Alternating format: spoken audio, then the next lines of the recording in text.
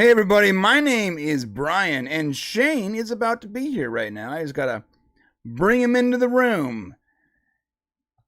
I'm Brian, this is the Popcast Unleashed, and that right there, that is Shane. What's up, Shane? How you doing, brother? What's up, brother? Everyone thinks that we're just like, we're so organized that we're like ready to go. No, I'm literally bringing Shane into the show as it's starting. Well, we got a lot going on. There's Yeah, a lot of work things happening, and it's fun to be back here on a Thursday live show. But I'll be honest with you, I felt like we were just here. Yeah, I feel like we were just here too. What happened? I don't know. Maybe because we've been here all week, and that is something to put out. If you guys aren't one of the members of our channel, we are doing live shows pretty much all week long for our members. So if you want more interaction and more of this stuff, then I'm sure there's a link down there somewhere below where you can join us. Yes, there should be a link, the very first link in the description. Also, you can also just go to popcast.co/join and it'll forward you. Okay, so this is what's happening. We're talking about some awesome things today. We are going to be sharing with you a video that we have talked about many times, but I was never able to find it. It was always so hard to find. And finally, I'm cleaning out my old hard drives, and I finally find the video, and it spawns yet another weekly segment called Video of the Week. Yes. And this video is about an up-and-coming rapper who goes by the moniker Mark Twain. And it's from the late 90s or mid-90s, and it's absolutely phenomenal. And you're going to love it. It could be from the early 2000s, too. We're not. No, I don't think so. Really? Yeah. Well, it was uploaded to YouTube, but it definitely didn't come from. It came from a camera that has interlacing, which is like. Oh, I see. In the 90s. Okay, we're also gonna be talking about William Shatner and his He gets really really heavy about his relationship with Leonard Nimoy. We got a rant of the week, and the rant of the week this time is a doozy. We're talking about Bros, the movie, and you're not going to want to miss that. It's a good one. Of course, we have the Weekly Terry. Don't forget that. Some good stuff there. Quantum Leap news. Apparently, they just lost a ton of viewers, and we're going to figure out why. We're going to be talking about our future and the future of Star Wars Andor, because we might not stay in that future. And I'm trying to tease it without just saying it, but... Anyways, She-Hulk episode 8. This is the second. I guess this is the episode before the finale. So next week is the end of it, and that will end our run with She-Hulk as well. Picard, yes. CS7 and 9 in Picard and her and some issues with that. House of the Dragon and the fact that everything's way too dark. And I love this quote: "If I can't see it, it's not TV. It's a podcast." A brand new trailer called Violent Night about pretty much it's like if Santa Claus and John McClane had a baby. Yeah, that's a good way of putting it. Right? Yeah. And then behind the showrunners, breaking down the problem with the Rings of Power, and some problems that everyone is making. There's some mistakes a lot of people are making when it comes to the comments about that guy. And Superman Watch 2022, because apparently we found him. And Superman is confirmed for Black Adam, and that's also some big news. So it's a big show this week. It's a big show. We definitely have a lot to talk about. And hello to everyone here today. We got our norms. We got some Atheists for the Cause. We got Archmage Frey, Kenneth LaRoque, Anthony Mark, and I'm sure we'll have more people filter in here as we go. It's good to see you guys on this Thursday afternoon. What's going on in the world? So are we going to have like a nuclear war? Are we all going to be destroyed by nuclear bombs? Are you talking about because of Russia? It's if you notice, this week was like a really weird week. Like we had more like Russian overtures for like nuclear war, and then North Korea like launched a missile over Japan, right? Yeah. Which we're forced, Japan doesn't have an army or a navy because we wouldn't allow them to after World War II. So we're required to defend them. Yeah, it happens when you melt an entire generation with nuclear bombs. I'm sorry, Right. it's not funny, but it's sort of funny. Well, they're just not talking the act about of it, but the fact that like we wrecked them so hard, we now feel responsible. yeah. It's a good point. And we have the overtures of nuclear war seem to be all around us right now. So what I would like to tell everybody else is this: if you're worried about nuclear war and all that good stuff, just remember that there was a time in the past, the Cuban Missile Crisis, when it was even worse than this. So just keep your head on your shoulders, and hopefully everybody will make the right decisions going forward. Yeah, that's all really heavy stuff. I'm just mad about the $7 gas prices. Holy cow! I was shocked. I was like, I know I tweeted it out, and some people are like, "It's not $7 over here." I'm like, "Well, I'm not over there." Yeah, So I'm here. I got $7 a gallon. People keep saying like, and I love all of you, but if I get one more reply, you gotta leave California, get out of California. Like, I'm aware that it sucks here. It's not everyone can just pick up and leave. Like, it requires effort. Like, there's a lot of connective tissue when your entire family is from here. It's not like we moved here. You know, we didn't move to California in the late 90s to make it in Hollywood and we Right. settled on YouTube. No. We have there's 6 generations of our family here. It's a big deal. It's impossible just to leave. You know. Yeah, it's funny. I think I mentioned something about the fact that you know, we're gonna have to start moving in with each other to be able to afford to live here. It's just getting that way where it's like, if you're not really wealthy, like families are just like living with each other. So right. yeah, everything's getting more expensive. I saw that. I saw this housing. There's a show about housing, and a show about housing. Yeah, I forgot it was about, but the show's different, like houses off or whatever. I forgot what it's called. Who cares? The point is, it sucked me in because it said like New York, $685 a month, room with a view, and you're like, huh. I know New York is stupid expensive, so that's impossible, right? Right. So I clicked on it, and I'm watching, and they go to this guy's house, and it's not a house. It's a closet. And yes, there's a window because the closet, in order to call it an apartment, you have to legally have a window. But he's living in a closet with a window. Now, as a single person, I'm like, if I was single and had no responsibility, that's where I would live too. All I really need is a bed and a TV, bro. I can figure it out, right? Yes. But anyone with any kind of like connections has to have a little bit of room. Like, if you have to close all your drawers in order to get out of your house, you know, maybe it's time to leave. So I would have told that guy, time to leave New York, bro. But then after all the California comments, like, well, maybe he can't. Yeah, You know? good point. Maybe maybe you're too connected to it and just can't go. There's lots of reasons why. And you know, honestly, I don't want to have to leave California.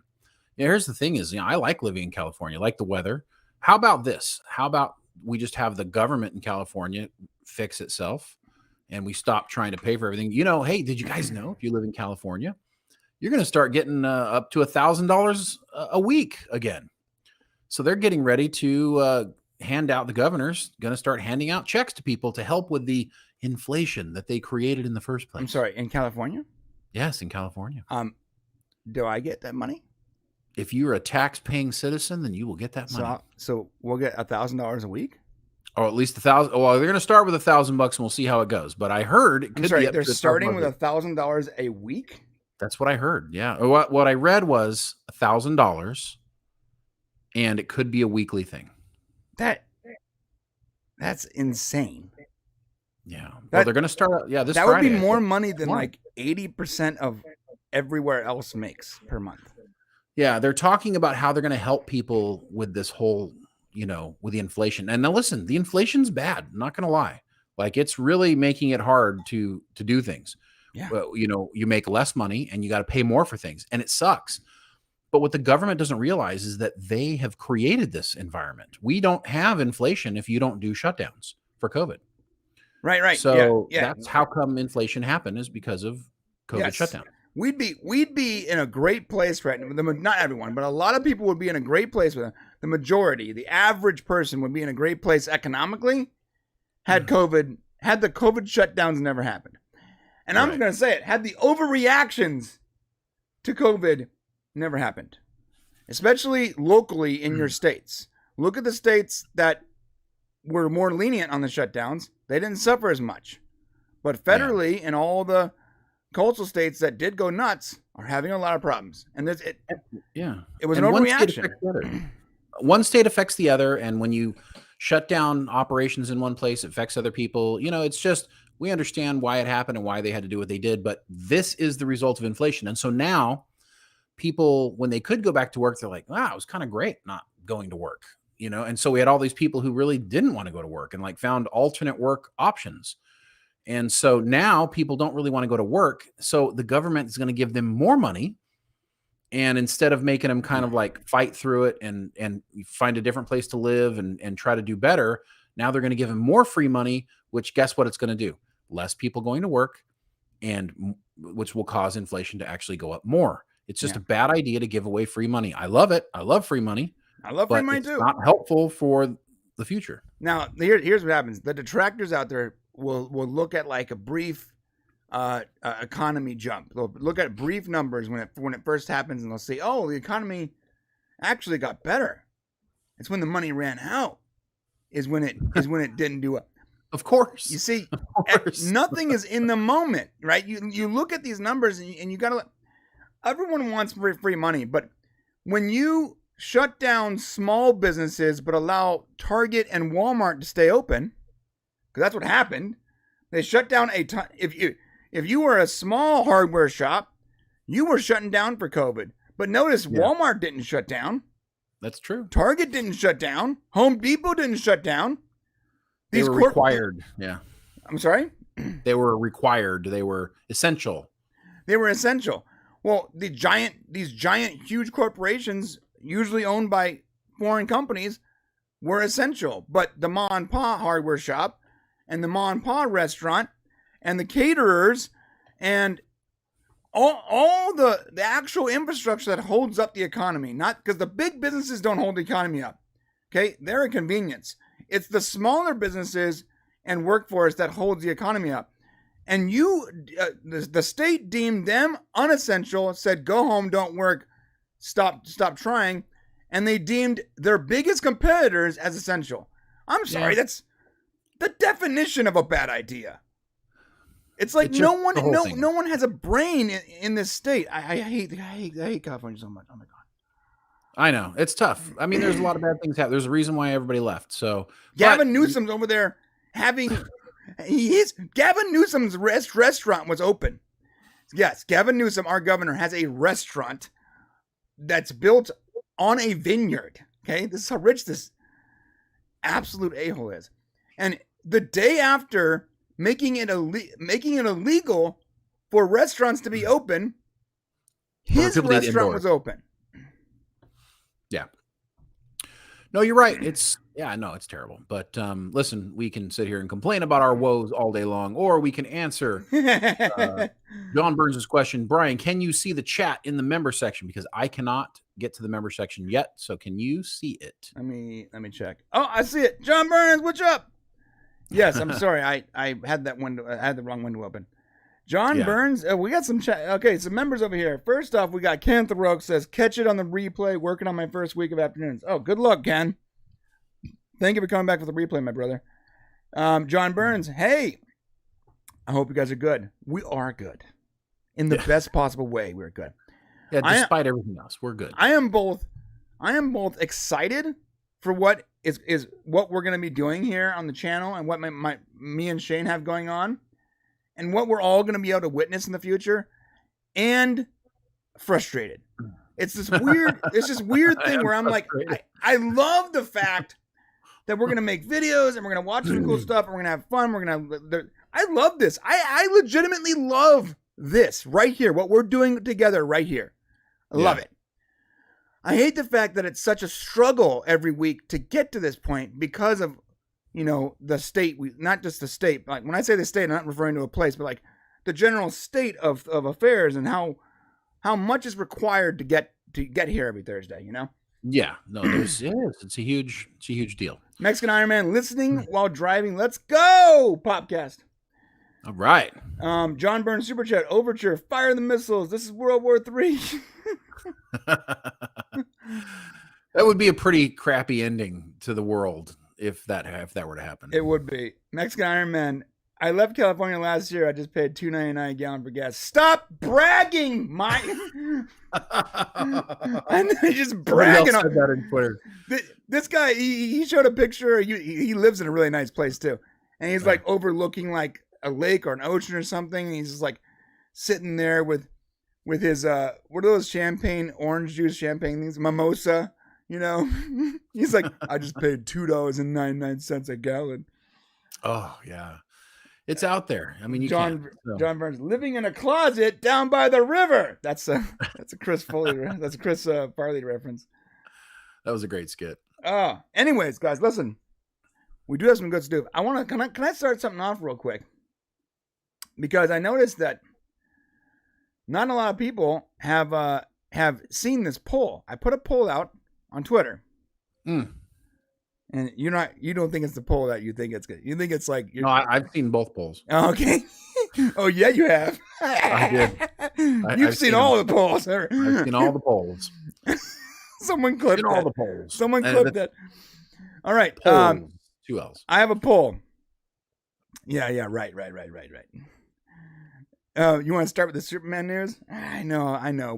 We're gonna get there. Hang in there, Dan. All right.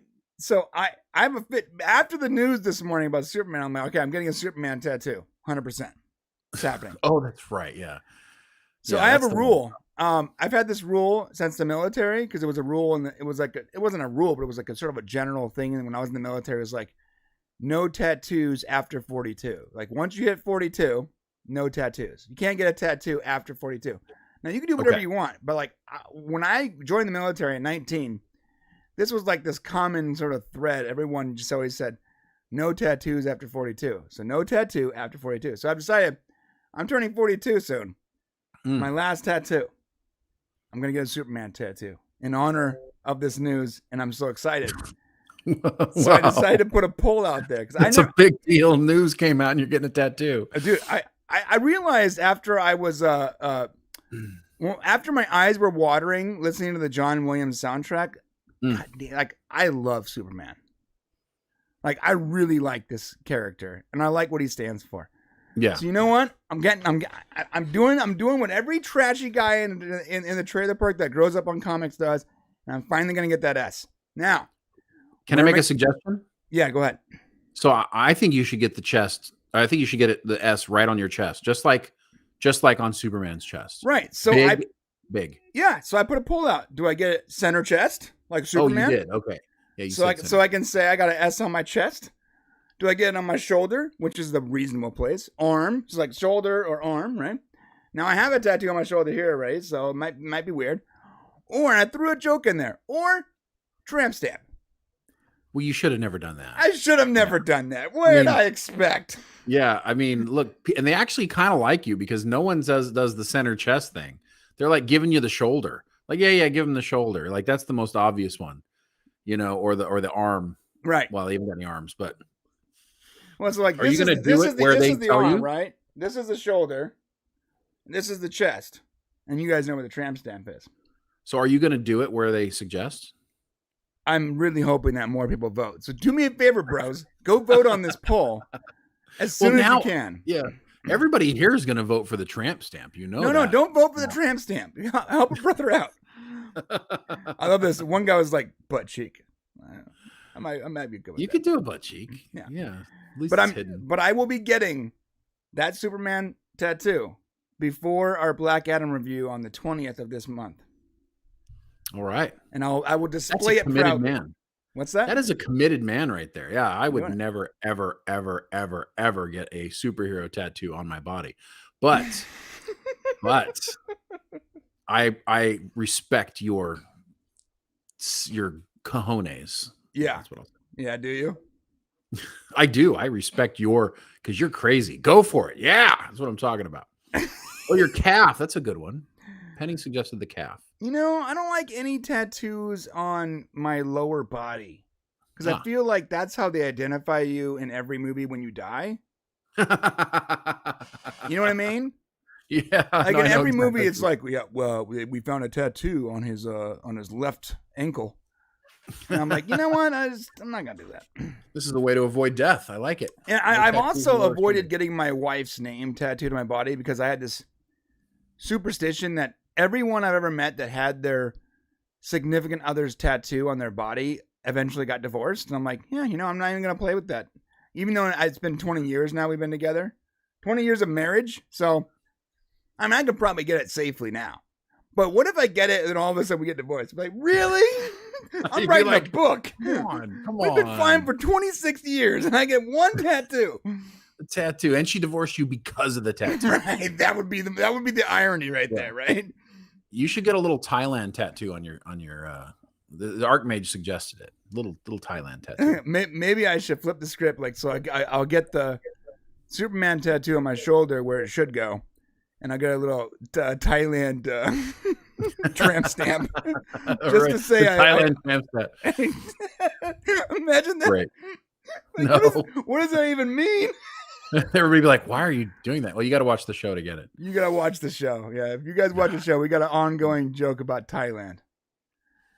Right. Awesome. So that's that. Speaking of polls, though, we do have an actual poll that you guys should probably check out because it's going to involve the future of the channel. And shall we? We have a little bit of an issue here. There's not much going on for our normal, like we cover like a lot of Stargate, Star Trek, Firefly, that kind of stuff on our main channel, right? Well, the problem is none of those things are happening right now. And Star Trek reboots next year, but it's still going to be a while. So we need to be able to do something on the main channel that is outside Stargate, Star Trek, Firefly, Quantum Leap, right? And so we put a poll out. This is the poll. I urge you to please go vote on it. It's on the main podcast channel. It has 188 votes, so it'll get more. And we said, look, House of Dragon, Black Adam, Quantum Leap, Picard. And we knew Picard was going to win this poll. Like, we already aware of that pretty much. So that's pretty much the control group. So go over there and vote. And if you want to vote for Picard, fine.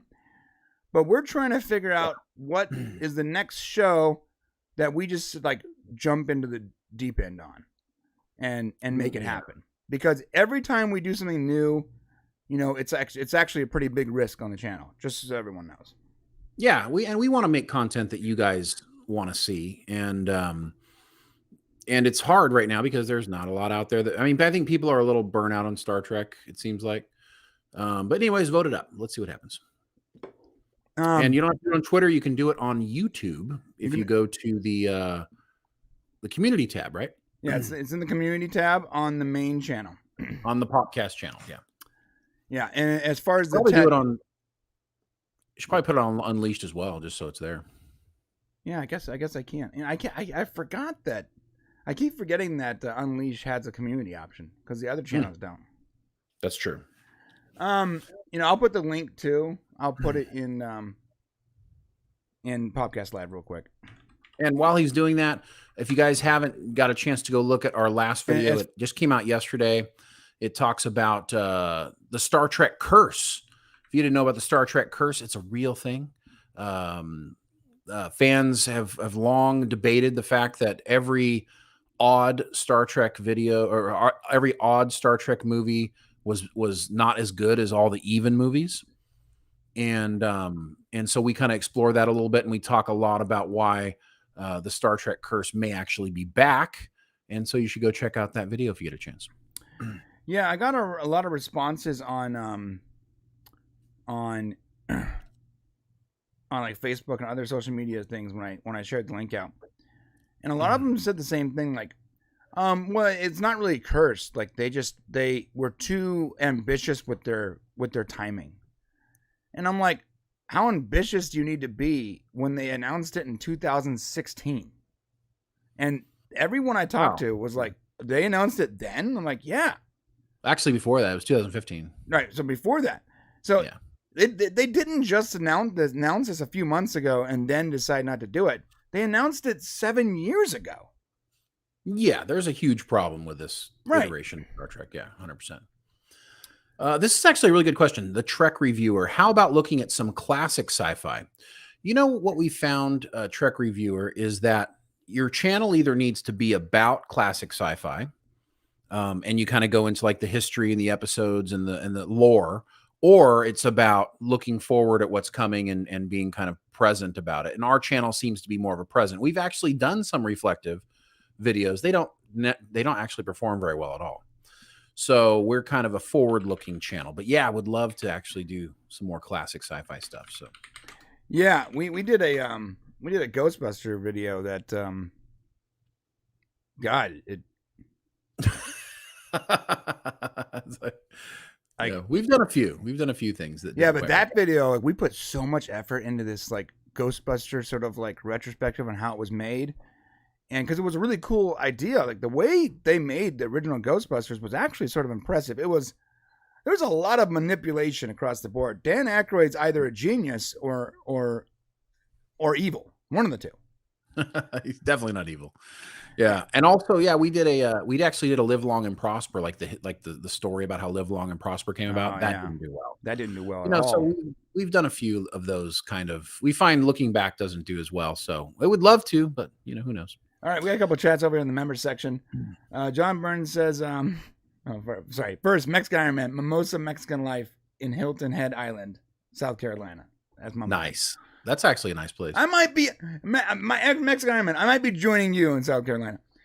John Burns, the city I live in has all the Canadian oil company head offices in Canada. Hope gas is $7 a gallon. Yeah, dude, that's bad here. Super chat from Mexican Iron Man. How much do I have to super chat to get a video of the tattoo live inked as a tramp stamp? You guys can take that offline, buddy. I don't know, bro, but that's a good idea. He's like, a rent payment, a rent check. What we got? John Burns. S on chest to get scuffed. Brian kicked some butt. And then he also said Star Trek the motion picture made some money. Yeah, it did make money. It wasn't unsuccessful, right? Oh, so it's not about how much money they made. It's about whether fans like them or not. That's the curse. Like, some of them actually made decent money, but they didn't. That it wasn't necessarily a movie that people enjoyed. Right. Yeah. So it wasn't the measure of success wasn't how much money it made. It was more so in how it was received. Yeah, by fans. Mexican Iron Man also said, over at Midnight's Edge, our retrospective videos don't do a slice of the success as the here and now videos do. And the retrospectives take forever. Yes, they take a long time. We do a history of, if you guys have noticed, like we have the definitive history of Star Trek Enterprise out there. And so we do those from time to time. So we will continue to do those. And I think the next one we have coming up is, I can't tell you because we're still working on it. But it is classic sci-fi. Yeah, we do full histories, but instead of like the individual retrospectives, those haven't worked out for us. We'll do like a big long, basically a documentary about one show. Yeah, and those things take weeks. Like, if we actually talked about that yesterday.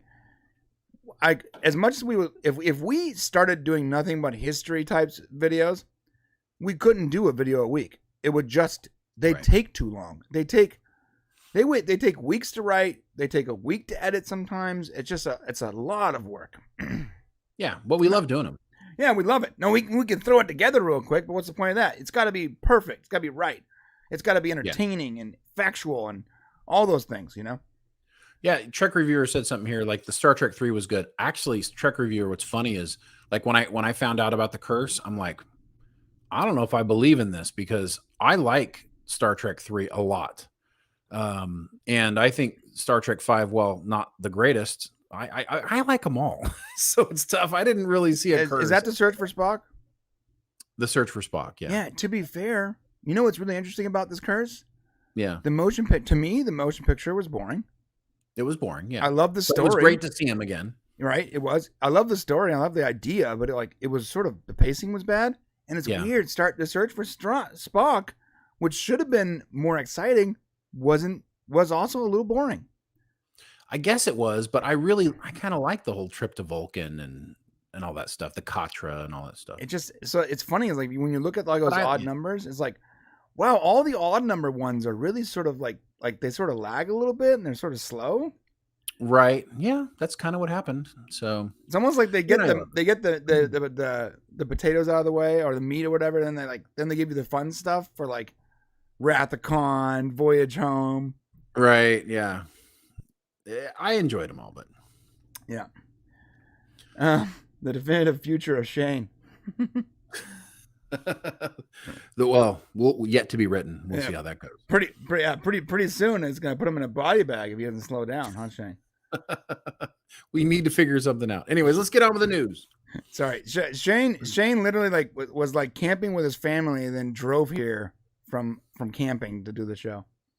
Yes, that's true. I got to go back. He's like, I spent $200 on gas. It was pretty expensive, bro. $125 to fill up the vehicle. All right, let's rock and roll. We are going to talk about the new Quantum Leap reboot. We're going to talk about all kinds of cool things. So make sure you guys stay with us as we go through this stuff. It's going to be a fun day. And if you're driving around, just listen and hang out with us. We appreciate you being here. Okay. We're just doing the order that's on the ROS, right? That's what I think. Yeah. And I suggested the video of the week to break things up. I know we've kind of been going for a while here, but all right, maybe we entertain people with this video of the week. Video of the week. All right, guys, let me set this up. Get ready for some fun on this one. So, like I said, this is that video we spoke about before. It's by a young upcoming rapper. We call him Mark Twain because that's what he calls himself. He's Mark Twain. Yeah. Here we go. This is an actual video.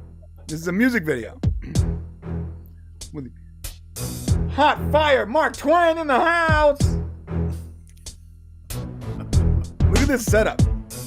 Dude, it's like every nice car they can find, they film themselves pulling up and or getting out of said car. Oh, another one too. It's like someone's off screen like, okay, you can get out now. There we go. There it is. There's the man right there. The myth, the legend, Mark Twain. I'm Mark Twain. You know you've always known my name. Pimpin' my grill and rap until I'm winner of this game called life. Look at this guy in the back. He's got like a fake gun in his pants, bro. Look at this guy. This might be the whitest video I've ever seen in my life. It is the absolute whitest video I've ever seen. Mark Twain. Mark Twain. Want my name, Mark Twain. Know my name. All right, so wait. This is another part coming up here. All right, so this part real quick. I'm pausing it. Everyone, please look at this little guy here. All right, they're all wearing their older brother's clothes. Look at this guy here, and when he turns around, and look at this guy to his left, our right. This is the funniest looking dude because he has a fake gun in his pants. One of his sweat legs are pulled up, and he starts doing like this cholo dance. Like he doesn't really know what to do. None of them know what to do, but this guy is really into it, right? With zero clue, right?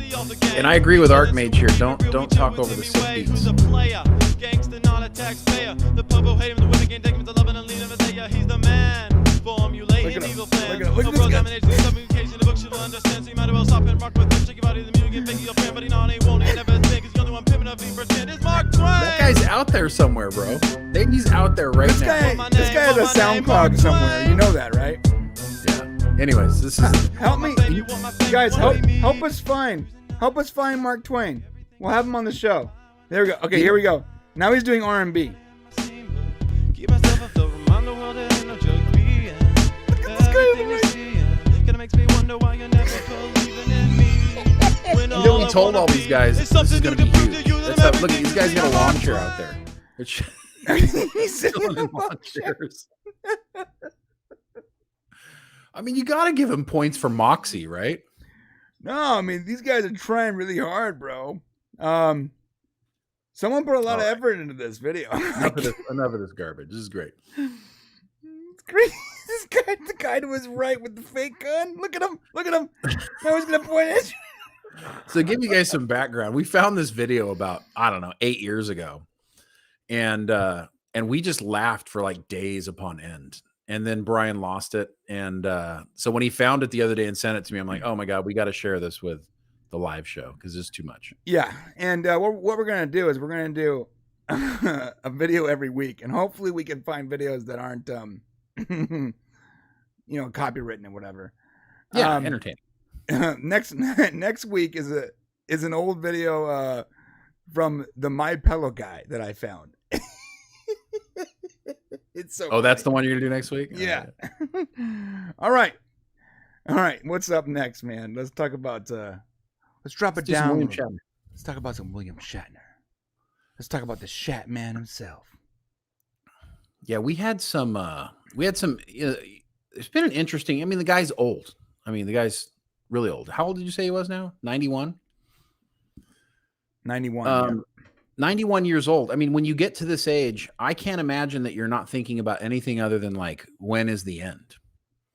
Let me set it up before you go into that, okay? Oh, okay, good. All right, we're talking about William Shatner. William, the Shatman himself, is still devastated over how things ended with Leonard Nimoy, aka Spock. And go ahead, Shane.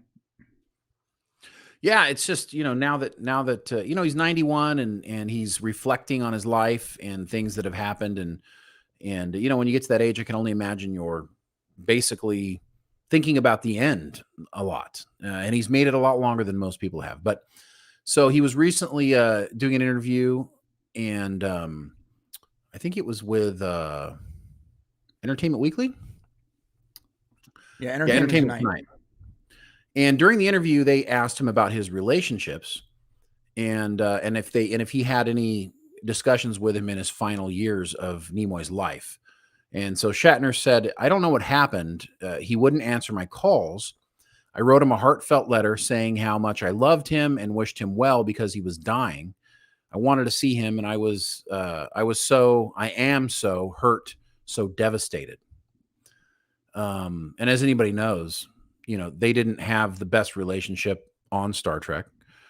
They mended it over the years, but I think there was still like, because William Shatner, if you've ever read the books, he kind of, it was his show, and he treated it like it was his show. And a lot of people had to take a back seat to him and what he wanted. Right. And I think that Leonard Nimoy resented him for that. And a lot of the other actors did. But he continued on speaking about it. He said, when you get really ill, you don't want to see anybody. Maybe that was it. And he died. And I thought, what happened? Then I thought, well, it's me again, I guess. But his daughter, Julie, came to me and said, he loved you. The universe is sending me messages back that whatever happened, he loved me as I loved him. Like a brother, he was my brother. We shared a lifetime. I mean, I really hope that's true. I hope that, that's the way we all want it to end, that way, where we care about people, and the people that were close to us in our lives mean a lot. And these guys, they're legends. They'll never be forgotten. As long as we have Star Trek, they'll always be there. So, right. Yeah, it's true. And additionally, if you guys are fans, if everyone here are fans of William Shatner, John Burns in the in the members section actually made a good point. He's a writer. Go check out Tech War, check out Chad. He's even written Star Trek books about Captain Kirk. All pretty good stuff. I actually own like 6 of his books. Yeah, he's got some great books. He's got some good stuff. Tech War is actually really great. I'm surprised that Tech War was never picked up as an actual series. I don't know. Who knows what gets made and how. We're just getting to the point now where science fiction, all kinds of different science fiction is being made, now that technology is kind of caught up with things. Mm-hmm. So there is one more thing that came out in this story. Shatner they had also asked him about George Takei. And now George Takei is still alive. But as everybody knows, they've had this really long time feud. But Takei, he made this criticism, and this is kind of disgusting. He made a criticism of Shatner's flight into space last year. He called him unfit and a guinea pig. And he really made fun of his weight.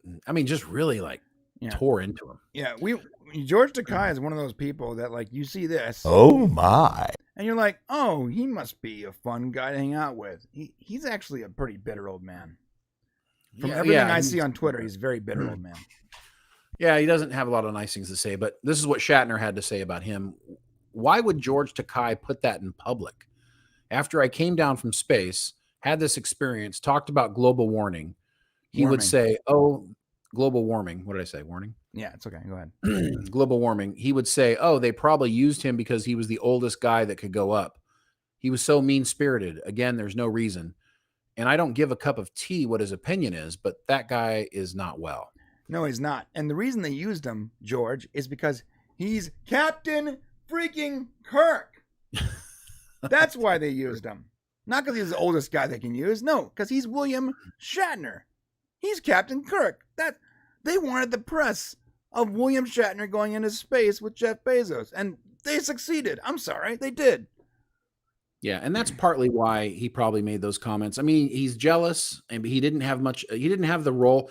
It's funny because, you know, Sulu's a legacy character, an important character, but when you go back and watch the original series, he was a bit part actor, bit part character on the show. Yeah, small part. It wasn't about him, you know. And unfortunately, I don't think that really rested well with him.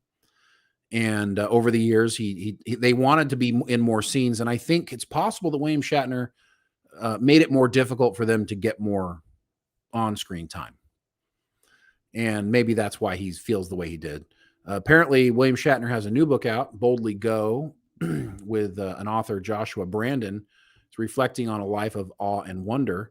I haven't read it yet, but I plan on getting it and seeing what he's got to say. Yeah, I plan on buying it too. And you know what's interesting is I noticed that, you know, he's using Star Trek colors and Star Trek sort of imagery without being Star Trek. It reminds me of like the STLV in Vegas, you know, where it's like everything looks like Star Trek, but there's no actual Star Trek iconography anywhere. Yeah. Which is smart because either one gets sued. Absolutely. We got something over here. JWB52Z says, after George Takei's life he's had, I'm not surprised he's the way he is now. Being gay and Asian, he was young, not a good time. And I get that, you know. But here's the deal. Like, you can have a rough life, and Shay and I, we've had some hard times. And now you can be bitter about it and drag everyone into your bitter personality, and anyone that remotely attributed to your hard life, like I have family members that attributed to me having a pretty hard life. Now, if I allowed myself to be bitter and to be mad at them and to constantly drag them down, I'm not really hurting them. I'm just hurting myself because I'm not allowing myself to grow and have a good life. And and maybe he's too old to get to that point. But I wish someone, maybe someone should tell people, like, holding on to resentment and bitterness only hurts you. It doesn't hurt the people you're mad at. It just hurts you. That's it. Because the people you're mad at don't care because they didn't like you in the first place. Right? Well, and he's been given this legendary status, and he should really embrace it. I mean, he's famous, and he's famous for playing that role. And really, that's it. He played in other roles, but that's what he's famous for. And he probably should just move on and let it go. Nothing's going to change. And putting it out there on Twitter, putting all your evil out on Twitter, putting all your resentment and hate out on Twitter is not making the world a better place. So it is not. That said, though, we forgot to tell you, if you're not a subscriber, please hit that subscribe button on the way to the comment section and let us know what you guys think. That is a good point, actually. I think he was in the Japanese internment camp when he was little. No, I get that. No, I completely agree that he had a rough upbringing, but he also had but his adult life was also very much better than the average person that I don't think that's has the same amount of, true. That has the same amount of resentment. So like we can go, hey, you know what, George, we get it. You had these struggles. This is why you're upset. This is why you're passionate. But you've also had a lot better than a lot of other people too. A lot of other people that I don't see with the same resentment and bitterness, So I like George Takei. I do. I just don't think I think his life would be better if he just Let it go. Let it go. Let it go, George. Let it go. Let it go. Copyright claim. I'm like, are we on? What was that? Frozen? Is that what that's from? Yeah. Oh, sorry, guys. Disney's calling. I know. I'm so sorry. I'm so sorry. All right. What's next? We're going to talk about the bros thing, right? 1 second. Oh, yeah. It's time for that.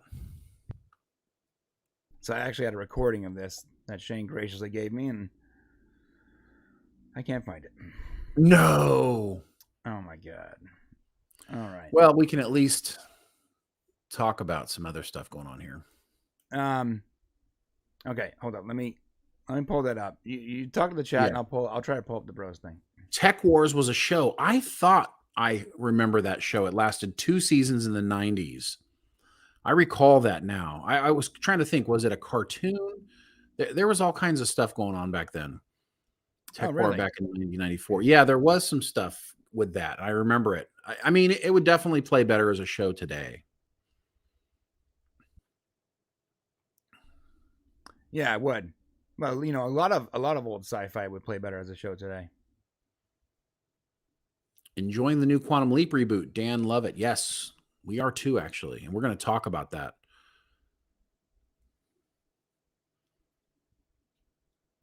Yeah, I don't fully understand what's going on with that. Okay. I have the article pulled up, so we'll do the rant. Okay. I guess I need to pull up my stuff. Yeah, because I have the audio as a wave and I can't play the wave right now. Got it. I made a mistake. Sorry, guys. So Shane actually recorded a really cool, sort of hilarious hot take on this whole Bros movie thing, and I had it set up, but I saved it in the wrong format. Let's see where I put it. Yeah. I just I'll read it. That's fine. I'm the worst. You're not the worst. I'm the worst. All right, so you guys seen this new movie? It's called Bros. Anyone see this? I kind of wanted to laugh. I don't know. Maybe. Hey, not many people did. Guys, has anyone out there seen the movie Bros? It's Bobby Lieber coming to you from the future. Okay. If not, don't feel bad. Don't feel bad. So there's a movie out there. Jim Ratch's in it. I mean, some decent actors. So the movie is a gay rom-com. I don't have a better word for it. It's a gay rom-com, right? Yeah. Right. Okay. So the movie opened and it made like $4 million, which is it made that much? $4 million total, yeah. Oh, okay. I thought it made $1 million. So no, it made $4 million on its opening week. It cost roughly, after marketing and everything, it was almost basically a $200 million movie, right? So it was $200 million cost. Yeah, after marketing. Right. But they only made $4 million so far. Right, they made $4 million. So, you know, they're painting it as a flop for obvious reasons, because it made $4 million. Now, here's the problem. So I almost forgot to do this. Rant of the week. Here's the problem. The main guy, his name is Billy Eichner. He is the main character. He wrote it, produced it, whatever, right? He is blaming straight men for not watching this movie. All right. Well, he called them, I think, homophobic weirdos. Right. And I just don't understand what he was expecting. This is also his tweet when it came out. He said, "That's just the world we live in. Unfortunately, even with glowing reviews, great Rotten Tomato scores, and an A cinema score. But by the way, of course you're going to get those things. No one wants to be on your bad side. Straight people. Yeah, nobody's going to. Yeah, it's true. Right. No one's going to get on these guys' bad side. You want to be the guy or the gal who says, yeah, this is not a good movie, and then be labeled as, let me see, what did he say? Homophobic? Homophobic, right. Yeah. You don't want the gay mafia coming after you. Well, it's that especially in certain straight people, especially in certain parts of the country, just didn't show up for Bros, and that's disappointing. But it is what it is. Yeah. No. Yeah. What did you expect to happen? I'm.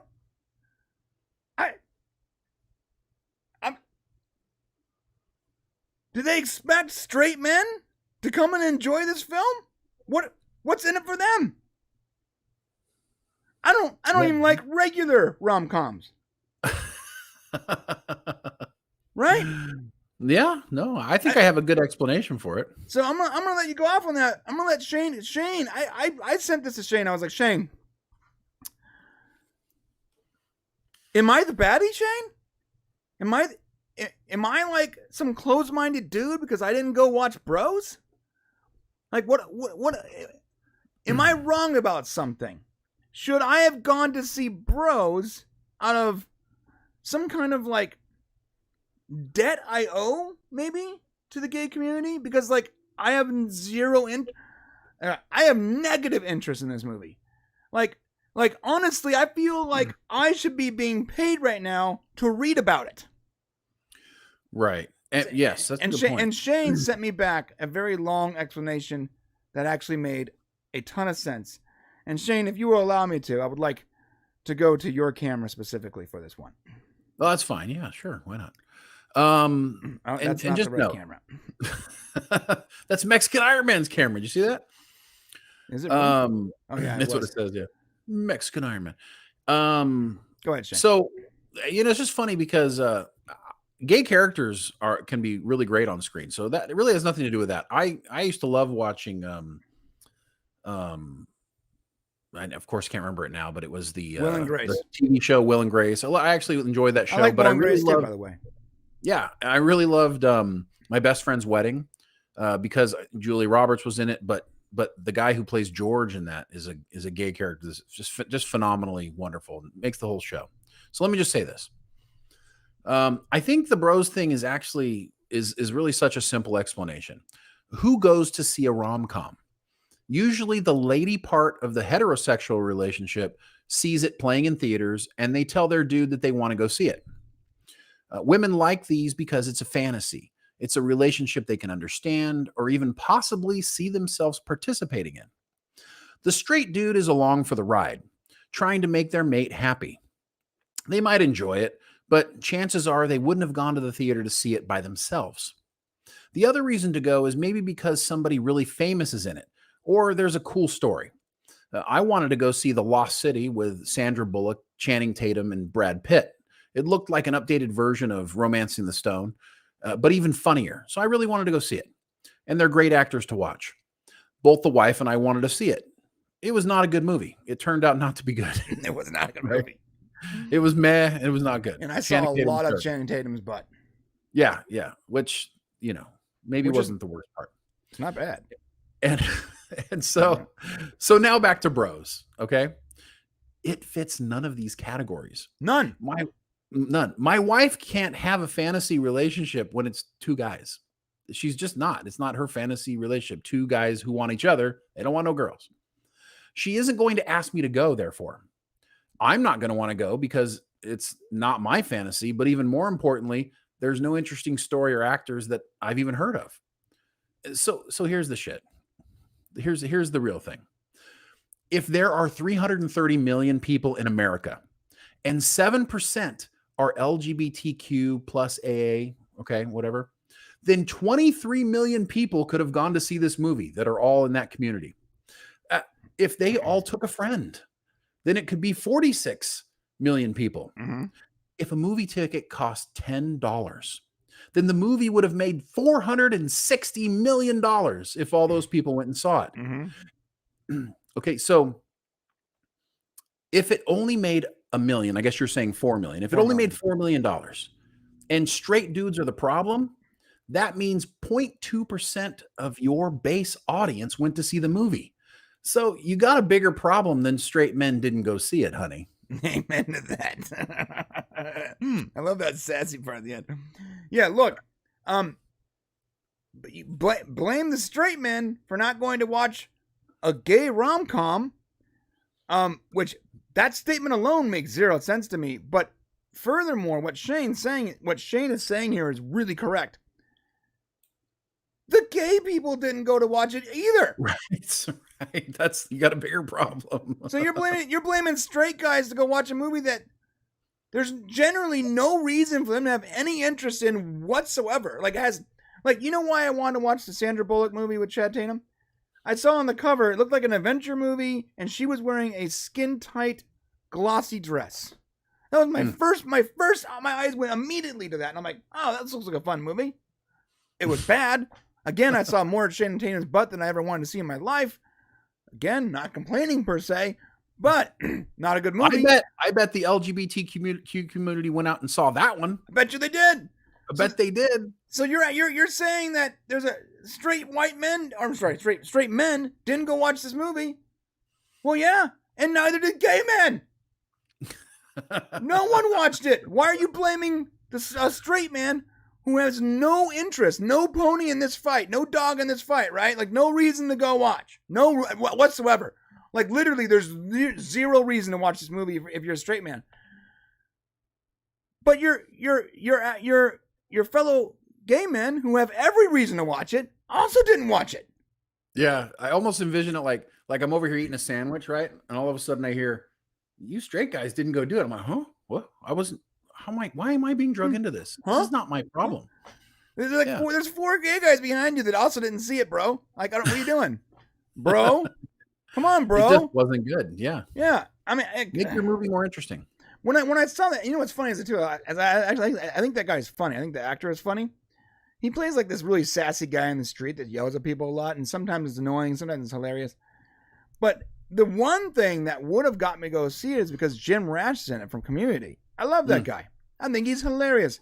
He's very funny. One of the funniest gay characters for me has always been the Dean from Community.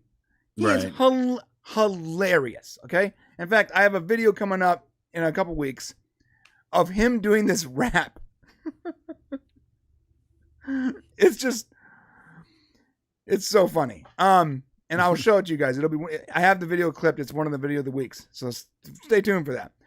But he's in the movie. But one person that I think is funny being in a movie is not worth my time to go watch, especially as a bit role and not even the main character. It's not worth my time. It's just, there's no reason to. So you have a bigger problem. According to Shane, you got a bigger problem than straight men, honey, because your gay friends didn't go see it either. Yeah. Yeah. So stop. You know, I know it's easy to blame straight guys, or it's easy. We're a big target, but it's not us this time. I sort of want to just show this thing real quick. No, don't show it. Don't show the video. Save it. I want to show it real quick. Can I show it real quick? It's just too funny, bro. Okay. All right. Well, I'll save it. Yeah. Let's save it. Save it for when it's good. Yeah. It's really funny, you guys. So come back. Okay. Come back for this. They'll be here. All right. So that's the rant of the week. I'm glad we got through that without getting canceled. Luke is in a lot of Hallmark movies playing a straight man. Who's Luke? Is that one of the characters in there? Must be. Oh, Luke McFarlane is one of the actors. I really like Luke McFarlane in Killjoy, but no Christian would go to this movie. Yeah, I don't. We're gonna move on, but like I say, someone tell me, am I missing the point? Is there a reason? I don't see any reason to go see the movie. If it was like based in like space, maybe we go see it. Yeah. So listen, do they have lightsabers? If Bros was sci-fi, I'd probably watch it. Might go see that. Like, if one of them had superpowers, probably gonna watch it. Yes, superhero maybe. Yeah, might works. Maybe I'm just like that simple. Like, I watch a ton of stuff that's not science fiction or superhero or whatever. But it's usually because the characters are interesting or funny, or the premise is funny, or just like a fascinating idea. Like, honestly, there's this show about an Asian convenience store ran by like an Asian family. I forgot what it's called. It's called a convenience store or something like that. And I don't identify with any of those characters. I'm not Asian. I don't speak Korean. I've never owned a convenience store. I'm not a woman. And the main character is a young college-age woman who works at her family's convenience store. And half of the spoken word is in Korean. I don't identify with anything there, but the story is really good. And, I find like some really funny moments from like the fish out of the water. And so it does it for me. Anyways, I got off a sidetrack. All right. So we're talking about Quantum Leap next. You ready? Yes. I'm going to talk to John Burns says, Interview with a Vampire is the first rom-com. Was that comedy though? Well, no, I don't think it was comedy, but it was definitely, there were definitely some gay vibes going on there. Yeah. Kim's Convenience was called. Thank you, JW. And we got, members in the members chat. We got a couple things too. My bad. I keep missing you guys. I apologize. I'll get better at this. Dude, bros before hoes. Oh, I forgot about that one. Damn it. Oh, he said, don't forget to impersonate Mickey. You keep singing that Frozen song, and I swear to God, I'm going to come down there and cut your balls off. Trainwreck starring Amy Schumer. I don't remember that. The production budget. The production budget was $22 million. Yeah. So after marketing, it was like 100 and something million, right? Anyways, wow. A lot. Mexican Iron Man also says Space Bros. I would see Space Bros. Hey, I saw they're remaking Interview with the Vampire, and we're not going to discuss that this week or probably ever, but I gotta say,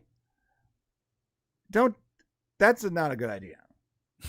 Like we shouldn't do that unless you can get Brad Pitt and Tom Cruise back for it. Yeah, they can't. In fact, they didn't even try to get people that look like him. Like they're like literally like, it just doesn't make sense. They're checking all the the SJW boxes for a show that's going to cost them like an insane amount of money, and it just looks, it's like another Rings of Power kind of thing. It just doesn't make any sense. Like, what do studios like just losing money? I don't really understand it anymore.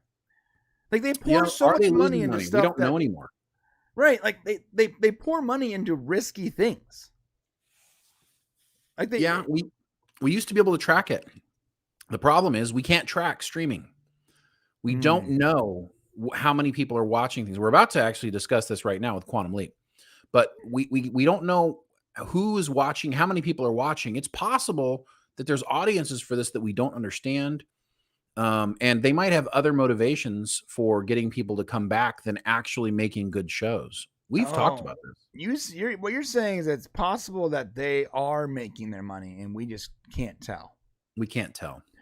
Yeah, because Rings of Power came out with that news and like I have some friends on social media that we do not agree on Rings of Power, and they were reporting, they're like, oh yeah, Rings of Power has 100 million viewers. Take that, you anti Rings of Power effers or whatever. And I'm like, well, first off, like the company that's reporting the viewership has every single reason in the world to lie. Yeah. Like, or to exaggerate. Like, what are they going to do? Come out with bad numbers? First off, if they're going to come out with numbers, and if they want to be honest and they're bad, they're not going to come out with it. They're just not going to say anything. Right. So they're probably going to exaggerate those numbers because that makes them look good and makes their stock price look better. Like, in every way, there's no reason for them to tell the truth. And then additionally, you look at I don't know we're talking about this, but you look at the torrent numbers, where those are real numbers you can track how many torrents people are torrenting, right? And House of the Dragon is beating Rings of Power by almost double. So either here's three options. More paying customers are watching Rings of Power and not watching House of the Dragon, or more people are watching Rings of the Power and the torrenting numbers are incorrect somehow. Or Amazon's lying. It's possible, I guess, that House of the Dragon is getting 200 million viewers, but I feel like HBO would come out with a number immediately if that was the case. You would think so, but it's just hard to tell. I don't know. HBO's under like this investigation now for actually lying about their numbers. I think a news article just came out today where they're talking about they lied about some sort of show numbers, and now somebody's suing them or something. It's just weird. Yeah. All right.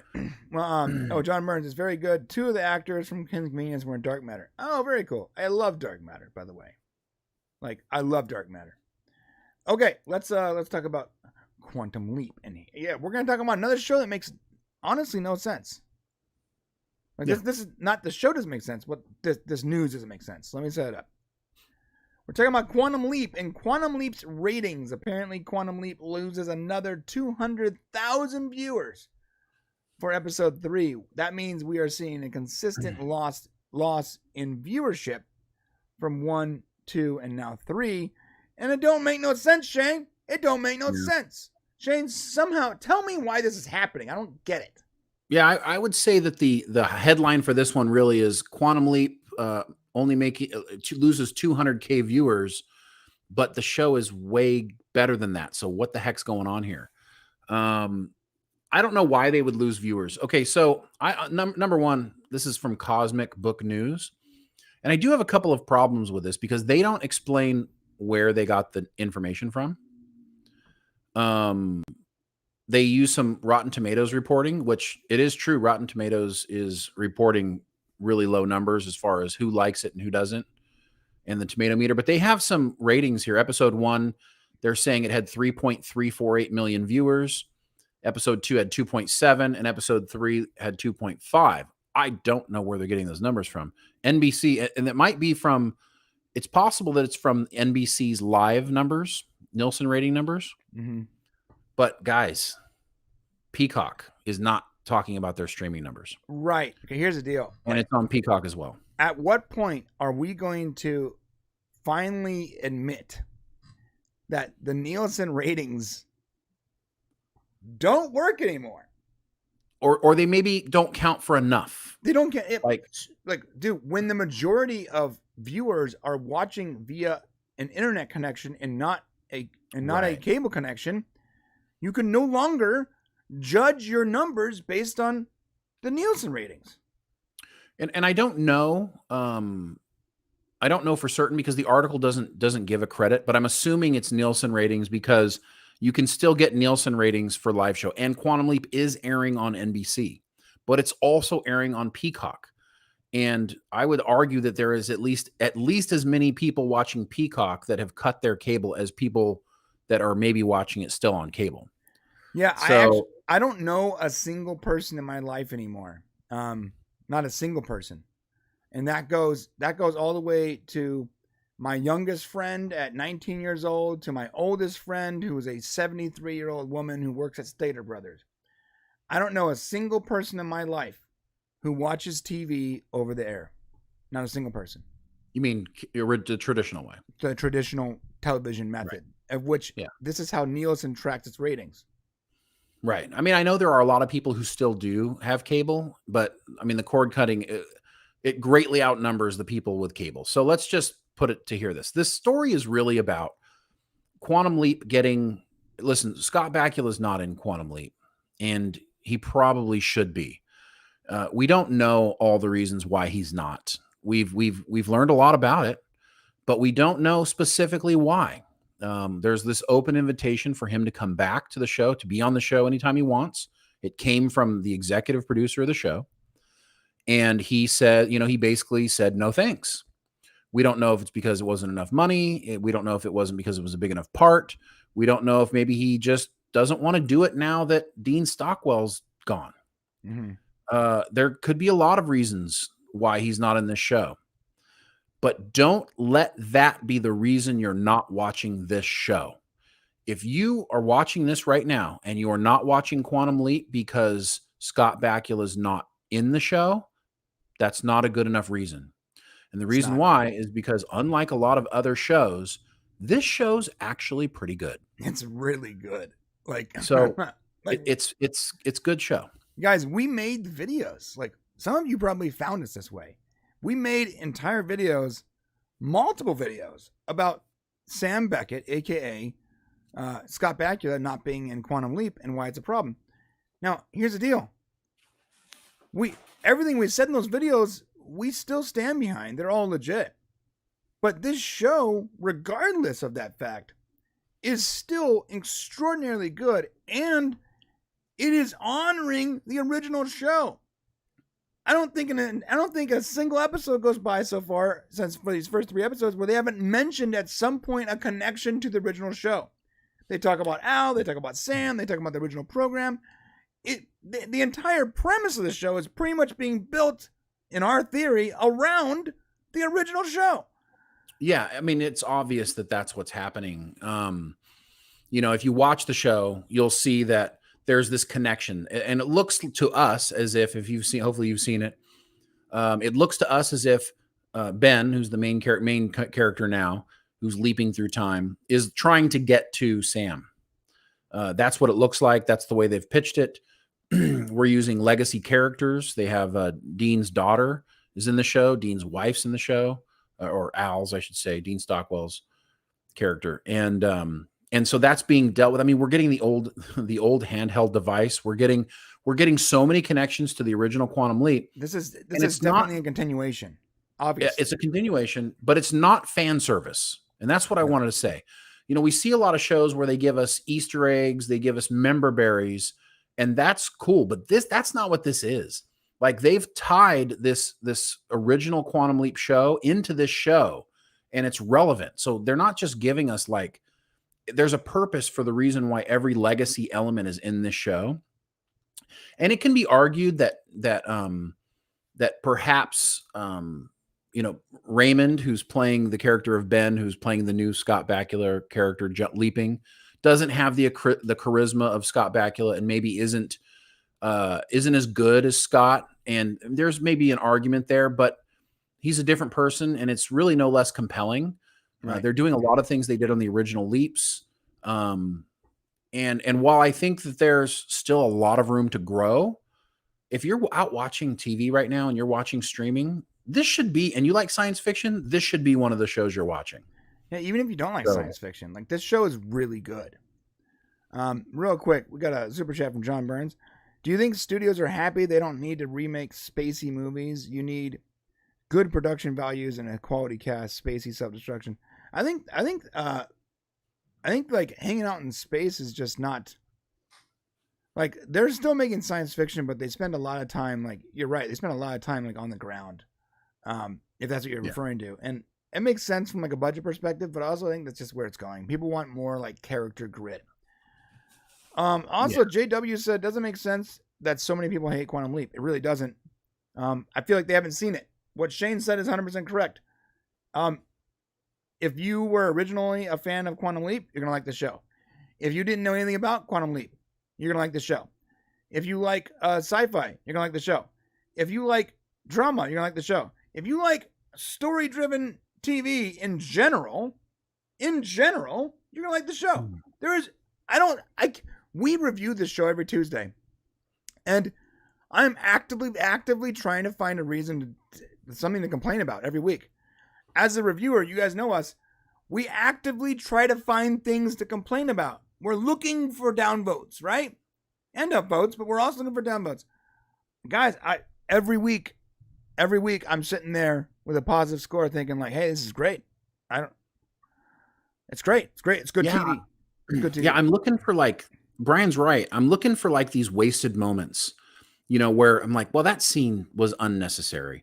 I'm looking for the places where it's not tight, and, like, you have this obvious, like, you're having obvious plot devices, and it's just not there. And it's, like, so refreshing. I talked to Brian and I said, this is how you write a TV show, regardless of whether you're worried about the non-binary character, which you shouldn't be, because the non-binary character is fantastic.